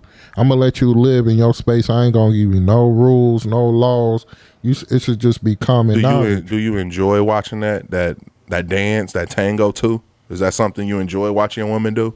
Not necessarily enjoy. It's just something like, you know, like it's gonna be natural. It's gonna be, we in a creative space. This is just how we rock. You know what I mean? It's gonna be like, hey, like, you could go over there, like a woman who I was talking to, something like that. You know what I mean? We'll be in the space. We come in, we chilling together, boom, and then we gonna separate, and then boom, she link up with a male friend that she knows. She gonna bring the nigga to me and be like, yo, this my man, this is Tony, you know what I mean? He any nigga who think he something sweet, she gonna remind the nigga, this my nigga, you know what I mean? So it's like, at the end of the day, it's like, I'm gonna watch, you know what I mean?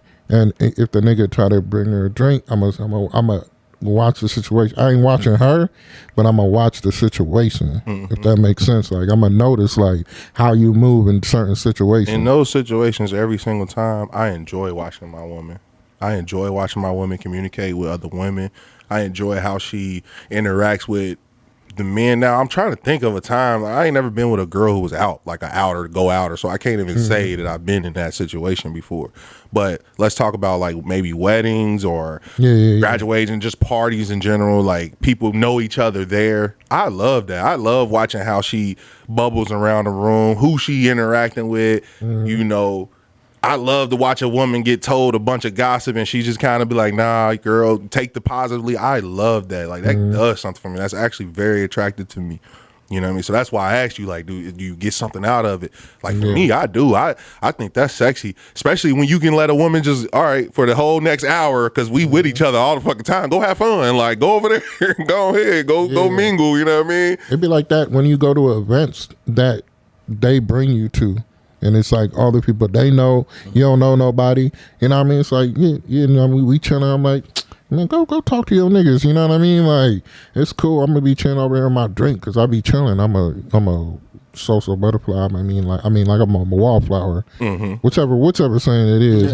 I'm the nigga who's gonna chill in the back. You know what I mean? But so, you know what I mean? I ain't necessarily gonna be watching her. I'm a people watcher too. So I'm gonna just be watching everybody. Like this the nigga she was talking about who always be leaving out early and you know what I mean? Like, so it'll just be about your shorty, but don't be taking no drinks from don't be taking no nothing from no niggas.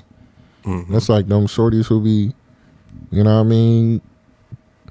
If you got your Cash App in the bio. Oh yeah, them wild. Hell no. That's an instant unfriend. I ever see that. First of all, I'm not gonna add you back if you got a Cash App in your bio. I be wondering, like, the people who post that shit for their birthday, I be wanting to ask, like, do people really be sending y'all money? Hell like, yeah, they do. That's why they do it, because it's always some fruity simp niggas out there ready to spend some money, bruh. That's wild. But I don't know. So your friend, double back on it. Your girl can't accept if she out with friends, or yes, she can. With friends, if they bound for the group, Yeah, I'm gonna roll with that. But a nigga just trying to buy my girl a drink, hell no. And I'm not gonna fuck with nobody who I think will even entertain that, because that comes with a conversation. Like, you can get a drink from afar, like, oh, he bought you this drink, boom, boom.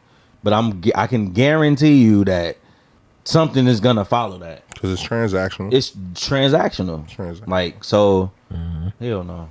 Like that. Like, I trust my girl. So it's like, go out, have fun with your girls. So I don't even expect to hear nothing like that. Like, I've heard the opposite. Like, oh, this nigga try to buy me. This nigga try to do this. Da da da. Cool. Like, but whether you did what you said you did or not, I'll never know. But this is what you telling me. Right. Hey, we gonna stick with what you telling me. How about like you? So, because you didn't have to bring it up at all. So I'm gonna give you the benefit. I give people the benefit of the doubt. when they don't bring it up at all, that's what I'm saying. Like, you know what I mean? Because we'll never know. And like I said, unless one of us are like somebody you know then peeped it, then it's like, all right. So I know this happened, so, and like now I know you ain't gonna bring it up, so that let me know what type of person you is. But that's tough, man. Fellas, would you be okay if your girl accepted drinks from another man while out with your friends? We might have to post this one. Y'all gotta let us know. You know, but you gotta clarify it though. Like, yo, if it just say out with friends, like, I mean, that's the only time she gonna be out, because we not going out to a club together. So you can get it for the group. If the group come, go ahead, get your cup. But yeah, I don't see myself section, popping they bottles and shit. Like, yeah, I don't see myself getting. I don't know. I don't really see myself like raising any hairs at it. If you came to me and said you seen my bitch in the club, and a nigga bought her a drink. Because it's not just a drink. Like, it's gonna be more to it. That's what I'm saying. My next question, then what happened? You be like, oh, nothing. Nigga walked away. I ain't seen him. All right, good. Cool. I'm just saying, I don't think I would be, I don't know. I wouldn't raise a hair at it. There's so many other things too. I mean, I don't know.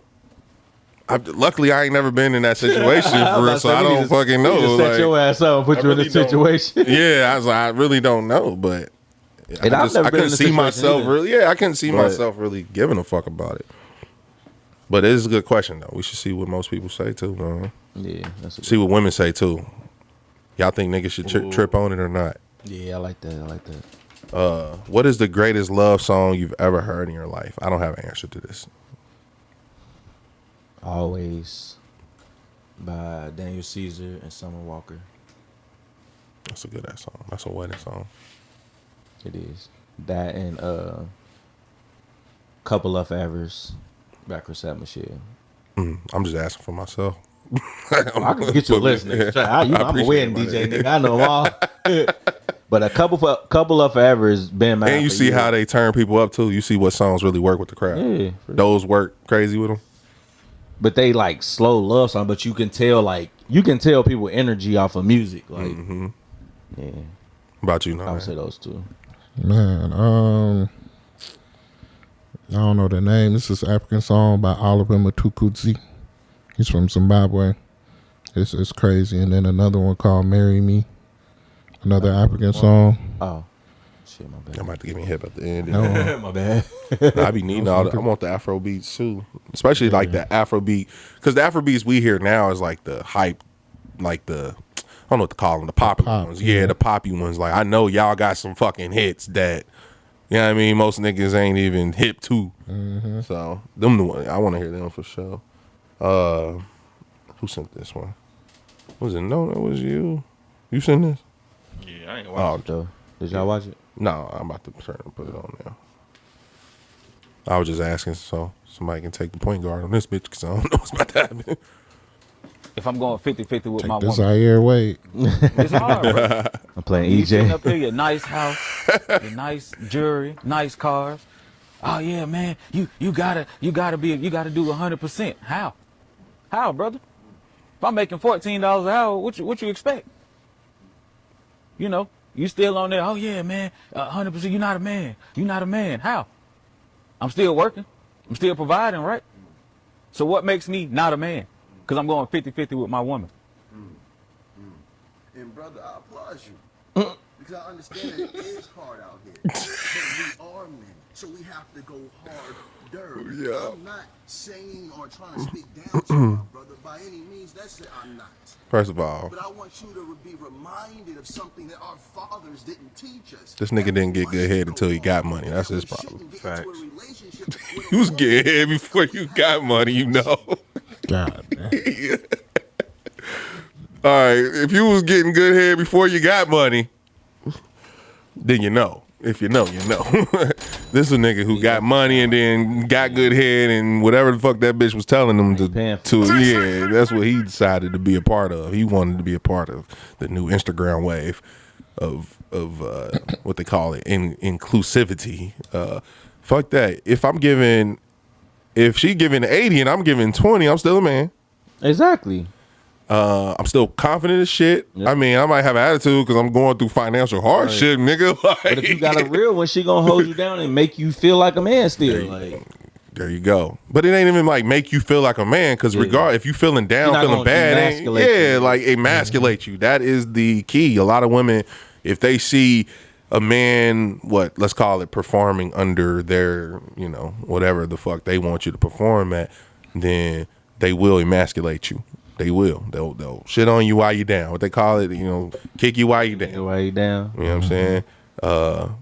But no, I don't give a fuck if it's 50-50, 80-20. If I'm giving 90, she giving 10. If I want you around, I want you around. Exactly. And that's what I think that's the key. That's the key. It's people who want to be around each other. Y'all don't want to be around each other for nothing, bro. Yeah, that's y'all want to be accepting drinks from niggas in the club. Y'all don't want to be around. Y'all don't want to be around nobody for real. Y'all really just want to be around yourself. Like, motherfuckers just want to be around themselves. People who just build it. Like, man, that shit crazy. It's, bro. Like I went back. Like, it's easy to be like, fuck it, I'm gonna go be around somebody else. It's too easy. That's easy. And trust me, motherfuckers get on your nerves. I be out. If I'm out with a woman, like, she just talking too much, I be like, just to that point, like, I want my peace. You know what I mean? Like, I want my peace. Like, I don't care how bad you are. Women, like, they get in the habit of just talking and telling you all their business and all their friends' business and want you to be a part of that. You're like, I'm sorry, baby, my life is so peaceful right now. I love you know what I mean? Like, my life is so peaceful. Like, I'm sorry, I have nothing to give you. I have no advice on your relationships at home or what's going on with your friend group. I'm definitely not up in recent topics on the news. Like, I can't have conversations about what's going on in Gaza and shit. Like, that's cool. I can. If I knew about it, I probably could have an educational conversation about it, but none of that shit. All I care about is getting some good rest, being at peace. Facts. When my daughters see me, they smiling. They always got a smile on their face, and when they don't, we can conversate about why not, you know what I mean? And then they smiling again, Those are the things that really feed me, man. Like, none of that. Maybe it's because we're getting older, too. I don't know. Maybe it's because we're getting older, but none of that stuff that's out there really does anything for me at all, And people take offense when women will take offense if you can't have a conversation about they shit. Ain't that crazy? They'll take offense. Like, oh, wow, let's talk. No, if you want to talk about everything that's going wrong in your life, sweetheart, I'm not there for it. Let's talk about something positive. You feel me? Talk about something positive. Talk about something that's going to feed us. All that other stuff, man, the list, the restaurants, that shit crazy, y'all. That shit gay. That shit gay. It's fruity. All that is just simulation. The simulation is fruity, bruh. So. That's a fucking genius idea, nigga. What is that? Powered generator, nigga. Wish I thought about it. That's genius as fuck, bro. I wish I thought about it. What? Damn. R.I.P. to Matthew Perry. Our Friends. I definitely used to be watching Friends a little bit here and there. That's crazy. Shout out to my sister. She sent me that because we used to always watch Friends. And then we always used to try to be the first one to make the clap on the theme song. So we always used to battle, so that was a little A little sad moment. Man, friends got me through a bed. I don't know what the fuck y'all talking about, nigga. Friends got me through a bed. Friends are solid. Friends used to come on. I went in no crazy bed, but it got me through. Friends would come on, and we had these little TVs. This is probably like 2004 or something. That's when they first started putting TVs in sales. Because before that, if you went to jail, nigga, you was just sitting that motherfucker with nothing. Mm-hmm. You know, and Star, I think it was like Star, whatever the basic channels was that they monitored. And then Friends would come on. They used to play that motherfucker back to back. I used to wake up, it'd be on, go to sleep, come back, it'd be on. Like, so that Friends definitely was a show you could just put on and just watch. Like, yeah, for sure. Shout out to Phoebe. Yeah. Shout out also RIP to Shaft too. I'm trying to think. I feel like it was one more other person too. I don't know. I forget. You want to talk about the Matthew Perry shit? How they say he drowned? No, I don't know about all that. Talk to him. Go ahead. They say he drowned in a hot tub. Can I get a hot tub? I ain't know it was in a hot tub, but I heard he drowned. That's how you drown. Crazy. Exactly, but one of my niggas. How you drown in a hot tub, bro? One of my niggas was like, that's the perk of being a white person. How they frame the story. Like, clearly it was an overdose, but they saying he just drowned. That's crazy. Perks of being a white man.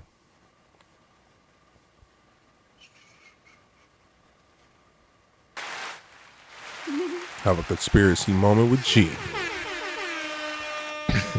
How this white man drown in a hot tub? Media is so racist the way they report about white people. Tomfoolery versus black people. My other nigga said he definitely overdosed on something. But they said no drugs was found at the. That was about to be my next question. No drugs was found at the scene. Gotta wait for the autopsy. Gotta wait. Yeah, I was about to say we gotta wait for the doc, the Friends doc. Now if they all start to go, we gonna know something going on.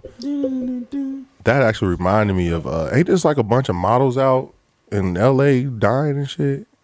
I've been seeing like stuff on my feed. I don't know. Like one of them they found in the freezer. I got Jesus Christ on my feed. You got models and twerks. Nigga. And twerks. Twerking for the Lord. TWORK. Home for Jesus. Twerking for work. Twerking. But nah, shout out. Shit. All that shit crazy though, man. Facts. Okay, so we're gonna get to a part of the show where we're gonna like just vibe back a little bit. And we're gonna talk about being girl dads. Okay? Being girl dads? Being girl dads. Okay. We're girl dads.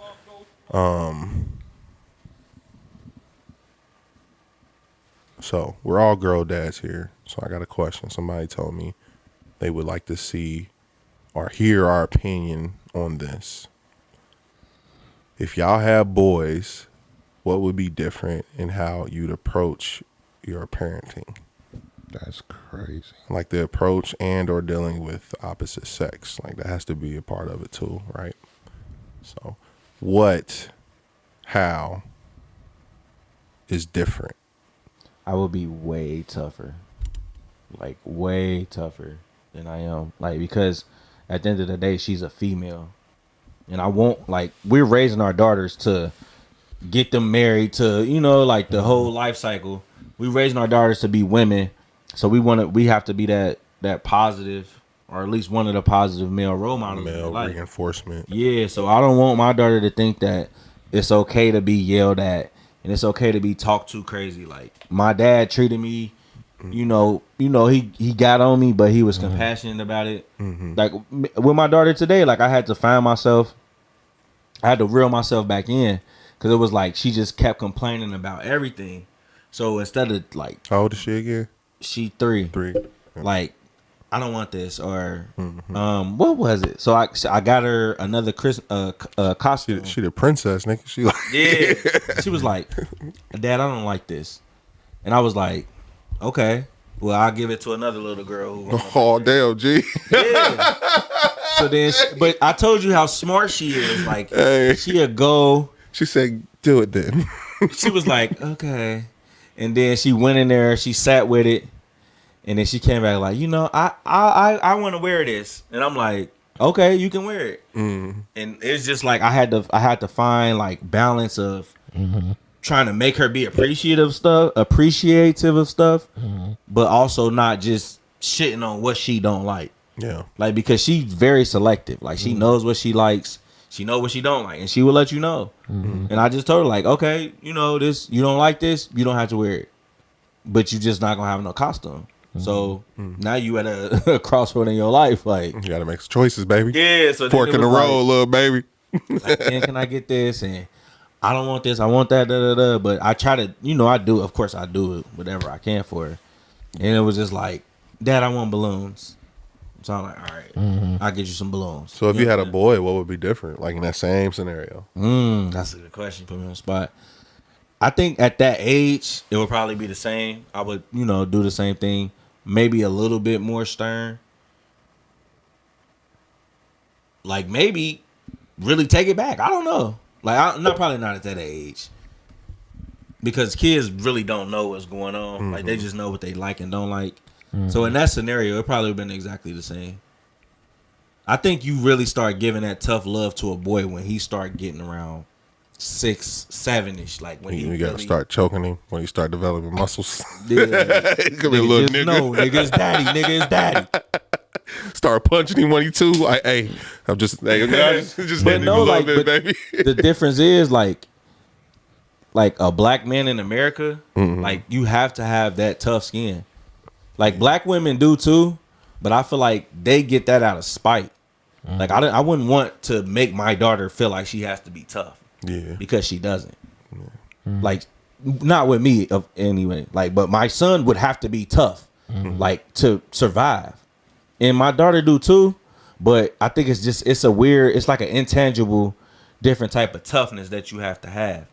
Yeah, and I feel like, but I like me and her mom.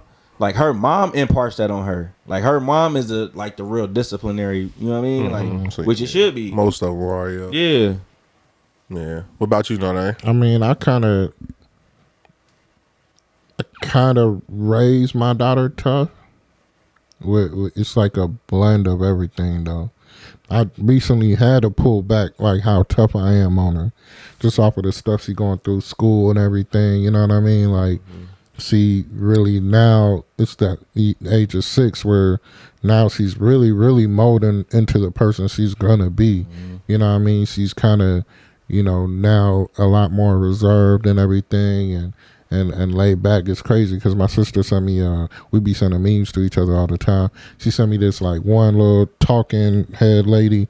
She was like, you know, just start to kind of like you did, start to talk to your kids and direct your language to them a certain way. Like, don't say and change how people speak on your kids. Like how somebody was saying that her kid is shy and doesn't really like people. So it was like, nah, my daughter just knows her boundaries. You know what I mean? And she made sure that she said that in front of her daughter so she could really, you know that herself, you know what I mean? So for me, it's like, you know, I kind of teach her to be low-key independent, teach her to be, you know, get up and do stuff on her own. But I recently just been like, I even like try to make her really sleep in her bed by herself. But then recently she's just been wanting to sleep around me a lot, you know what I mean? And so I recently just been letting her sleep around me just so she can, it's like, all right, she just wants that protection. And I need to remember that I need to let her know that I am her protection. You know what I mean? She can always come to me when she feel like she need that protection. So I'm trying to let her now feel that protection from me, but I also still want to instill that protection that she can protect herself. Right. You know what I mean? Like mentally and physically. But if it was a boy, definitely everything is a little switch of like, bro, you, like you said, like, bro, you gonna need to know. Like my daughter, somebody messed with her food at lunch. You know what I mean? And then I kind of told her, like, don't let nobody bully you. You know what I mean? Make sure you let the teacher know, blah, blah, blah, blah. If it was my son, I'm like, nigga, you should have punched that nigga in the chin. Yeah. I don't care, you 6. Punch that nigga in the chin. Tell your teacher afterwards, but don't let nobody bully you. I said the same thing to my daughter, but a little differently. But it's kind of like more elevated because, you know what I mean, you gonna end up fucking up a woman when he gets to my age if you ain't raised right. You're gonna end up fucking the rest of our lineage up. You know what I mean? Like a woman takes on the man's lineage. So she doesn't necessarily have to, you know, be able to carry and run a lineage, you know what I mean? But a son, a male, is going to carry your lineage and take you to another level, you know what I mean? So it's definitely a thin line. It's definitely double standards. Definitely double standards, just like, you know what I mean? Like you going, you know what I mean? It's definitely double standards. You going to see, you have to move differently. You just have to. So then he asked me this question too. What's your answer? My answer. You got a longer so now you have an older child. Yeah, I got 13-year-old. So, I mean, we done been through everything. Like it's probably not a topic that any topic that you could think of, we've touched on it with Aja, like everything. Gay stuff, internet privileges, the type of stuff you're into, parties now, even now. Like now she's called her there, yeah, Dad, I'm going to the party now. I'm like, okay. Just everything. Even from a kid, from confidence to confidence losses. One thing I would say though, her Aja, I mean, I know people don't that zodiac stuff crazy, but she was born on my birthday, man. And she's a pure Leo, she's a lion, you know what I mean? She's a territory go-getter. As she gets older, you can tell she'll be a little bit more reserved with it, right? But at the end of the day, there's that killer instinct in her. So she don't give a fuck how you look at her. You know, she might be weird. She talk proper. At the end of the day, she gonna grab your neck and take your blood out, you know what I mean? And that's what I like in her. She had a lot of confidence, and I saw a decline because then she moved to South Carolina and was at a school with a lot of racist people and a lot of white supremacy for real. In her words, that was in that time when white supremacy, the tagline, the hashtag itself was starting to be, yeah, Dad, yeah, just a lot of white supremacy. You know what I mean? Maybe she's just TikToking it, just meaning making it in a verb, right? But at the same time, that was her experience. She was going through it. She was in the midst of being around a lot more white people and then being this girl getting called ugly, you know, darker, is your skin dirty, why is your hair like that? So she went through those things too. So I mean, what I would do differently though if she was a boy, I couldn't say really. It would be the same kind of love. Obviously, the love that I give her is more on some princess stuff. So, you know, and now she's coming into her queendom, so it actually just it just raises up the intensity as she gets older, you know, with Aja. So she tell me about parties and I go straight to it. Yeah, you know what? We used to go to skates. Girls and boys used to be in there twerking, going crazy. She's like, Mom, what? Her mom yeah, it was like that. Just to let, you know, my daughter know, I know it. You know what I mean? You ain't got to hide from us. Me and your mama probably done been the worst at that age. So. Yeah. You just have to keep an open door with them. You gotta also. It's not about being hip and cool with your kid because she just now kind of see when I talk to her, I do certain things. She be like, oh, she's like, yeah, you kind of got some Riz, Dad. You know what I mean? In her own little Philly way, whatever the Philly Riz is, right? Them niggas different from Cincinnati niggas. So, and we're just exploring together, just different ways to communicate and just be open. And I would say with all your kids, you know, open the door first, man. Don't be scared to open the doors. I think a lot of times we'd be like, nah, I ain't gonna talk about this with my kid because I don't even want her to know about this. Nah, if you don't open the door, somebody else gonna open the door. You know what I mean? So, you know, we want to teach her as a young lady to get the door open for her when she walks up to a restaurant. Then you gotta be just as crazy as a man to open up the doors to the shit that you really don't even want to, like the parties and the twerking and those things. You gotta let them know that you know what's going on, you know what age they're at, what they're going through, blah blah blah. Now just back to her being, if she was a boy, it'd be the same way. It'd probably be a little more, I wouldn't say aggressive, because when you say, I feel like when you say aggressive, it's automatically to like the fighting, the, you know what I mean, the aggressive stuff. But I think it more aggressive in the way of like, here, I'm gonna show you how to probably, you know, deal with these women at that age, you know, whereas my daughter, I'm just kind of just trying to open the door to get conversation out of her so I can know when she's getting dealt with wrong, right? It's the difference. Like, so with my boy, hey, my boy, this is what you need to do. This is how you operate. Boom, boom, boom. You know, hopefully I haven't been aggressive with him. And I'm just speaking at 13 because they're both 13, right? Hopefully 13 years of I haven't been like super aggressive and like taking myself out on you. That's number one. You know what I mean? Making sure that I haven't been aggressive with you because I saw so much of myself in you that I was being aggressive because I'm trying to get that out of you, of which I see in myself that I didn't like. Right? So I think that's the balance as well, is being able to, you know, pinpoint things maybe you saw as a weakness or whatever it is that's causing you to react to your son a certain way. Just making sure like, all right, I'm not doing this because of some ego thing. I'm doing this because I see that how the world is, and I just want you to be prepared for the world, not because like I failed at that or something like that, right? So that's the balance. But hopefully I've been training them that way, and by the time he gets 13 and he's at that same age where they starting to go to parties and little teen parties and stuff, I could just have the conversation with how to be successful, keep your player, you know what I mean? Because there's the unplayer things I did, or here's how I reacted in life in these certain situations. Here's what I learned about women. You know, my 36 years of knowledge of women ain't necessarily 56 years of it, but it's definitely more than 13 years of it, right?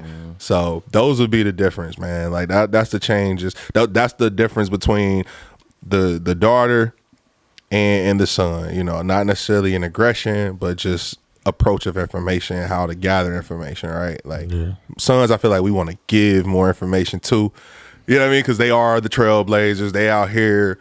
Women, especially young ladies at 13 years old, you just pray that you one of the motherfuckers they talk to at this point, right? Like, you know, that's just how it is at that age, man. And that's another thing.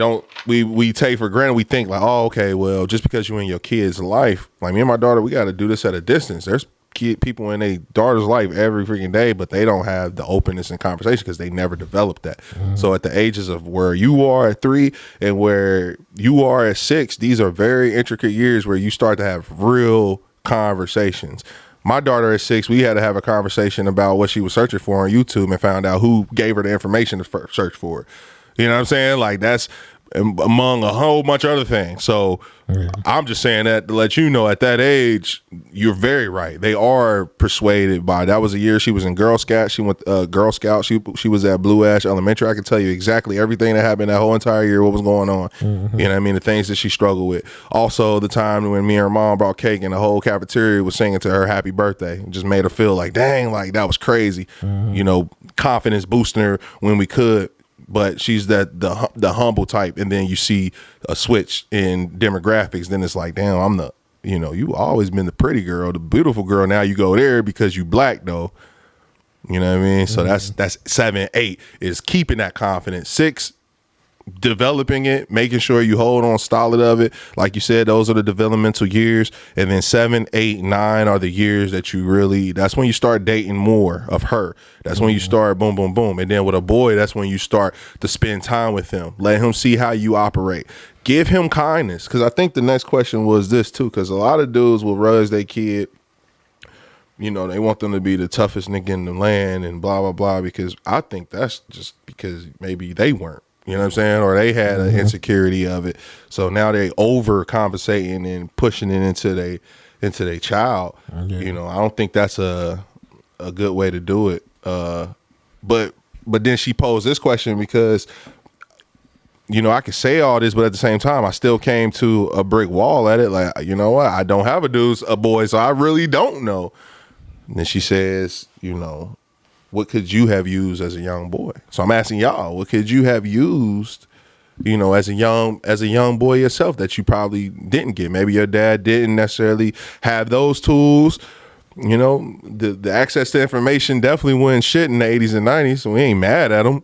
You know what I mean? Like, but at the same time, it was probably some shit that's just missed. I'm just a little different. I mean, I'm a child of the diaspora, so my family, the way we came up is just off of the strength of survival, low key. But we were raised off of love, though. You know what I mean? I feel like I'm raised off of love because that's just African culture for the most part. You know, a village gonna raise you, and then my family, we were like missionaries. Basically, my dad started a church here, so he always welcomed people. So that's why I'm super welcoming to everybody. I don't feel like I needed too much outside of I ain't being a child of the diaspora. I don't really have a grounding in any place. Mm-hmm. So that's why I feel like I'm low-key a chameleon. I can vibe with whoever it is just because I was built and raised upon that. Mm-hmm. I need to learn to vibe with the Africans because I ain't all the way African.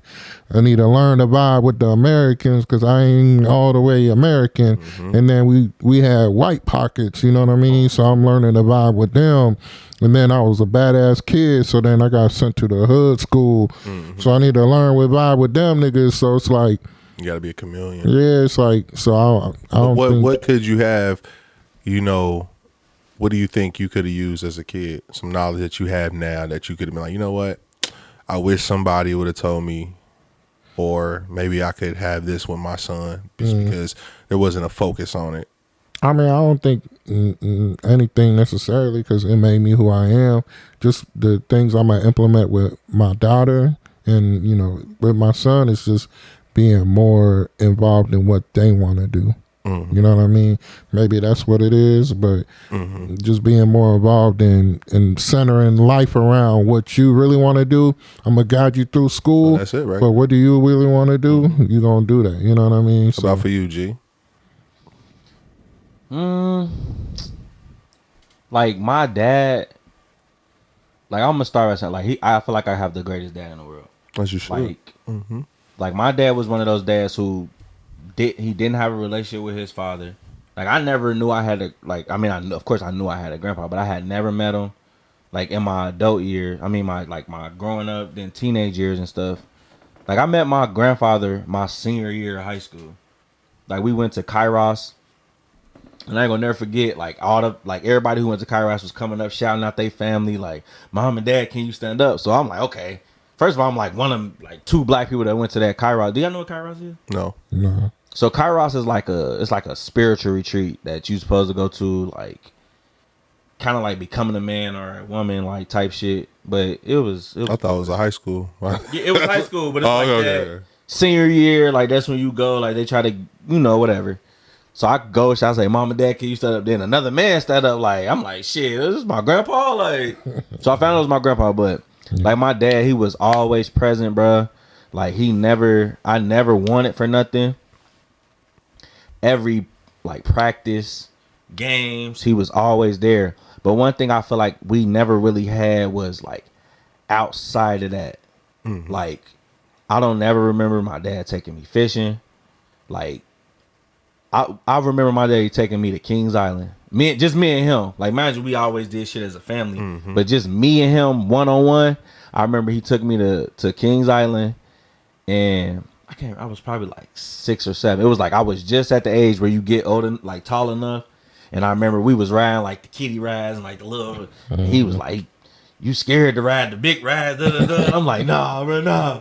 So I remember the Vortex. I got on the Vortex, bro, because my daddy taught me, and I got that picture on my nightstand to this day, like me and my dad on the Vortex. But outside of that, outside of just regular family stuff, like extracurricular stuff with me and him one-on-one. Like I feel like I can't really recall nothing that we really did one-on-one outside of like me playing sports and shit like that. But like I see him now, like with my nephew, like his grandson, like going to the Reds games and stuff like that. I ain't jealous or nothing. Like I'm glad they doing it, but it was like that's just something that I never had. He had to evolve to that too. Yeah, of course. And I gave up, like, from coming from not having no kind of like male figure to raising me how you did. And I'm 1000%, like I say this all the time, like my daddy used to beat my ass and I'm grateful for it. Like that's why I'm a proponent of fucking whoop these kids. Because I was bad as fuck.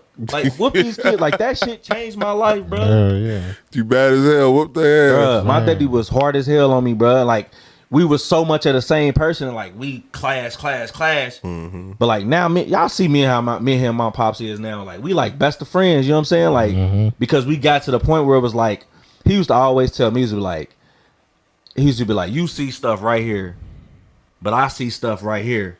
And it's been countless times where I look back like, damn, my daddy's So literally simple told me but this. deep. That's deep as But fuck. you gotta go through and become your own person.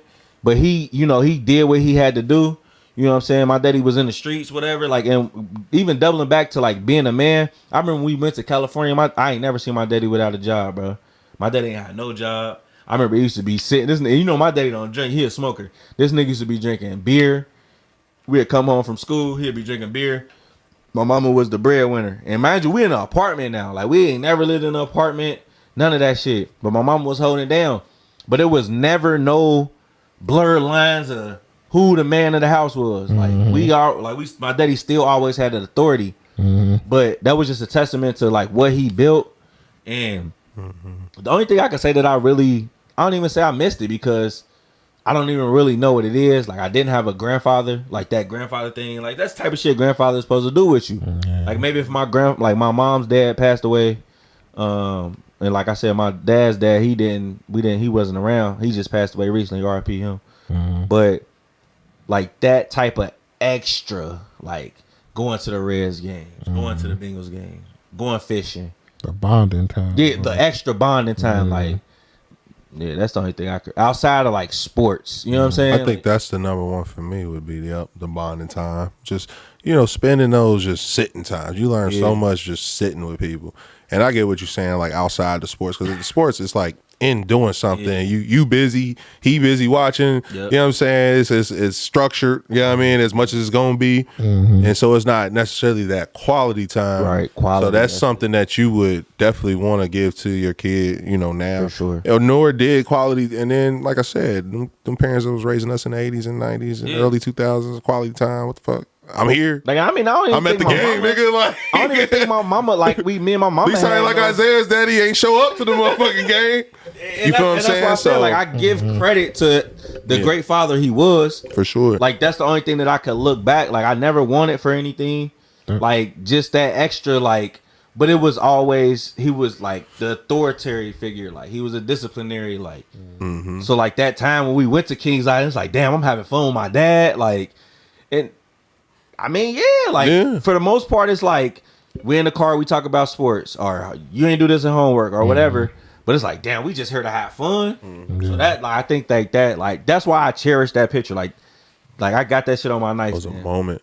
Yeah, it was just like that. That's a moment that always stood out to me because it was just so rare, I guess. Like, shout out to Pops, man. Shout out to my nigga Dre.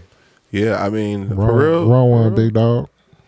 What'd you say? Roll one. Oh yeah, for real. I think it's not gonna be too much. I think around the board, around this whole circle for real. It's not that we would do something crazy, drastically different if we had a boy. I think it all comes down to just being present. Yeah, you know what I'm saying. Spending those quality times, boy or girl. Yeah, it doesn't fucking matter.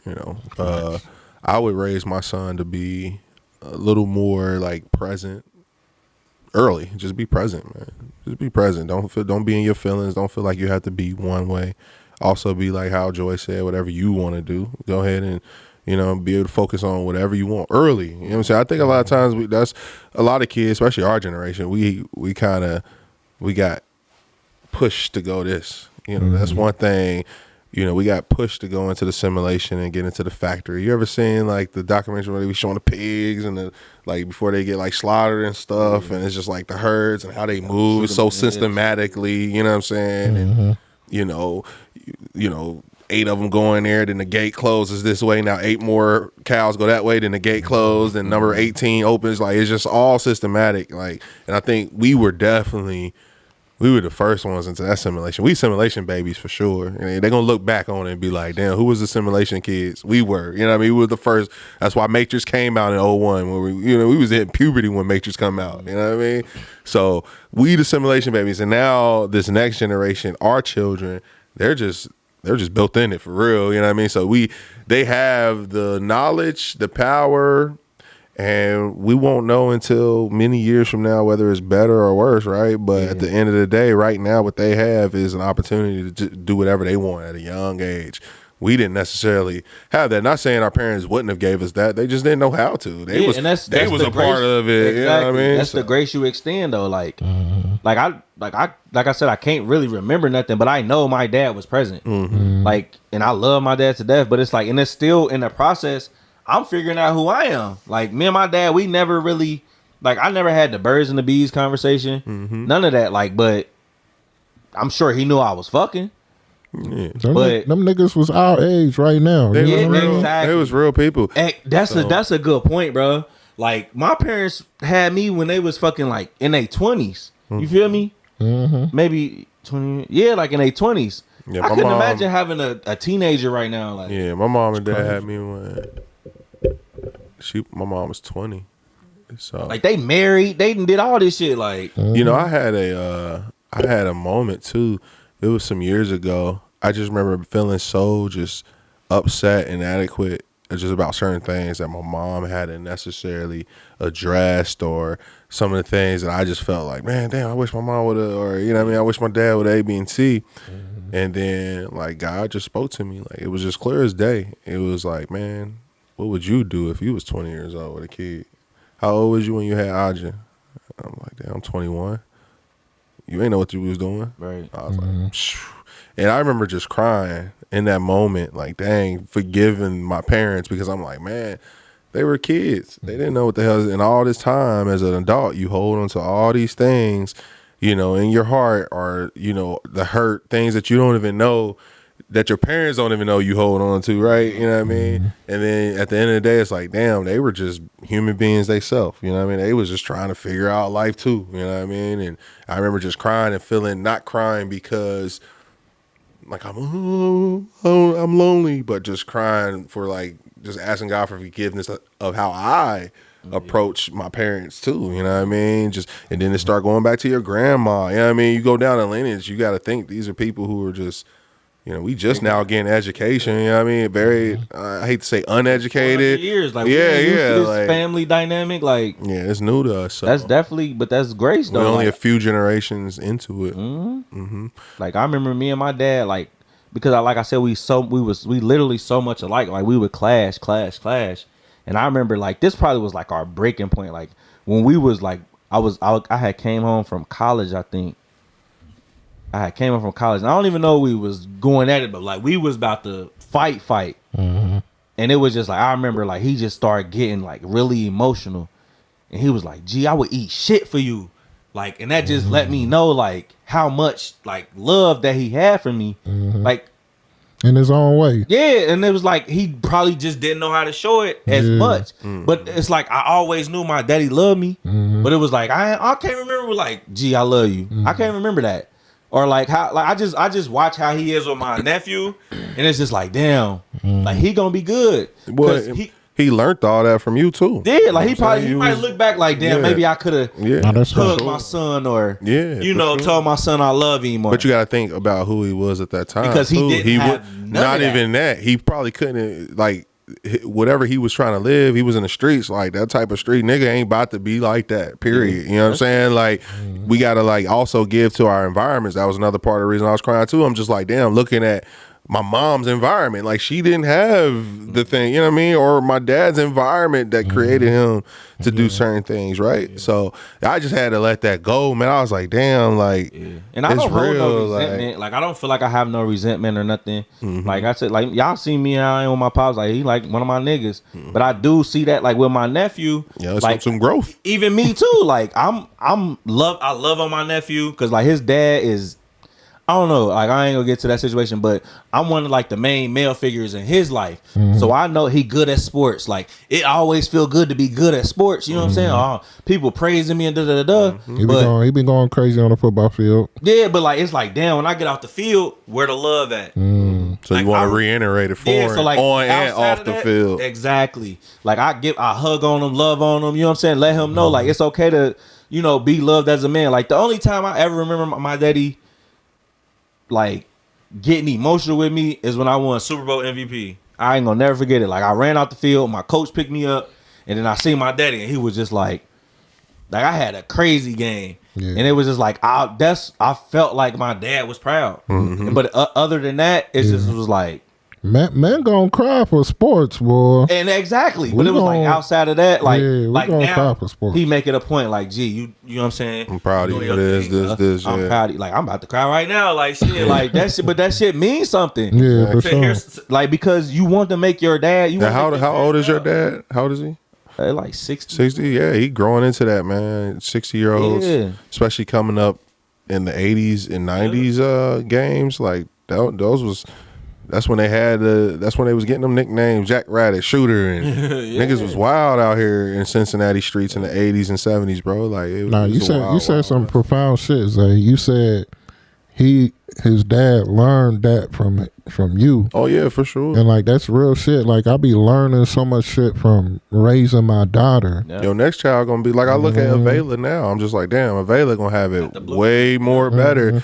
You know, a lot more better than even Aja. You know what I mean? So it's it just comes with time, bro. Like it just comes with time, man. And you get better, and and I'm sure Aja probably gonna be looking like the fuck, because I looked at my younger siblings like that, like y'all spoiled ass motherfuckers. Like I had no idea, bro. I'm gonna tell you this. This is how I'm gonna put it. Like, I didn't got more whoopings than I can tell you that my dad told me he loved me. And he whooped me for some shit that she did. I remember we used to have it's like a bar. It wasn't a bar, but it was like where we used to eat at. And we had like the little chairs, we put them up there. And I remember she knocked the chair over and broke it. G come in. Who broke the chair? I get the whooping. She did the shit. But it was just like, and to this day, you should have caught it. You should have caught it as a big bro. I held it down. Yeah. But to this day, my daddy swear to God he only whooped me 3 times.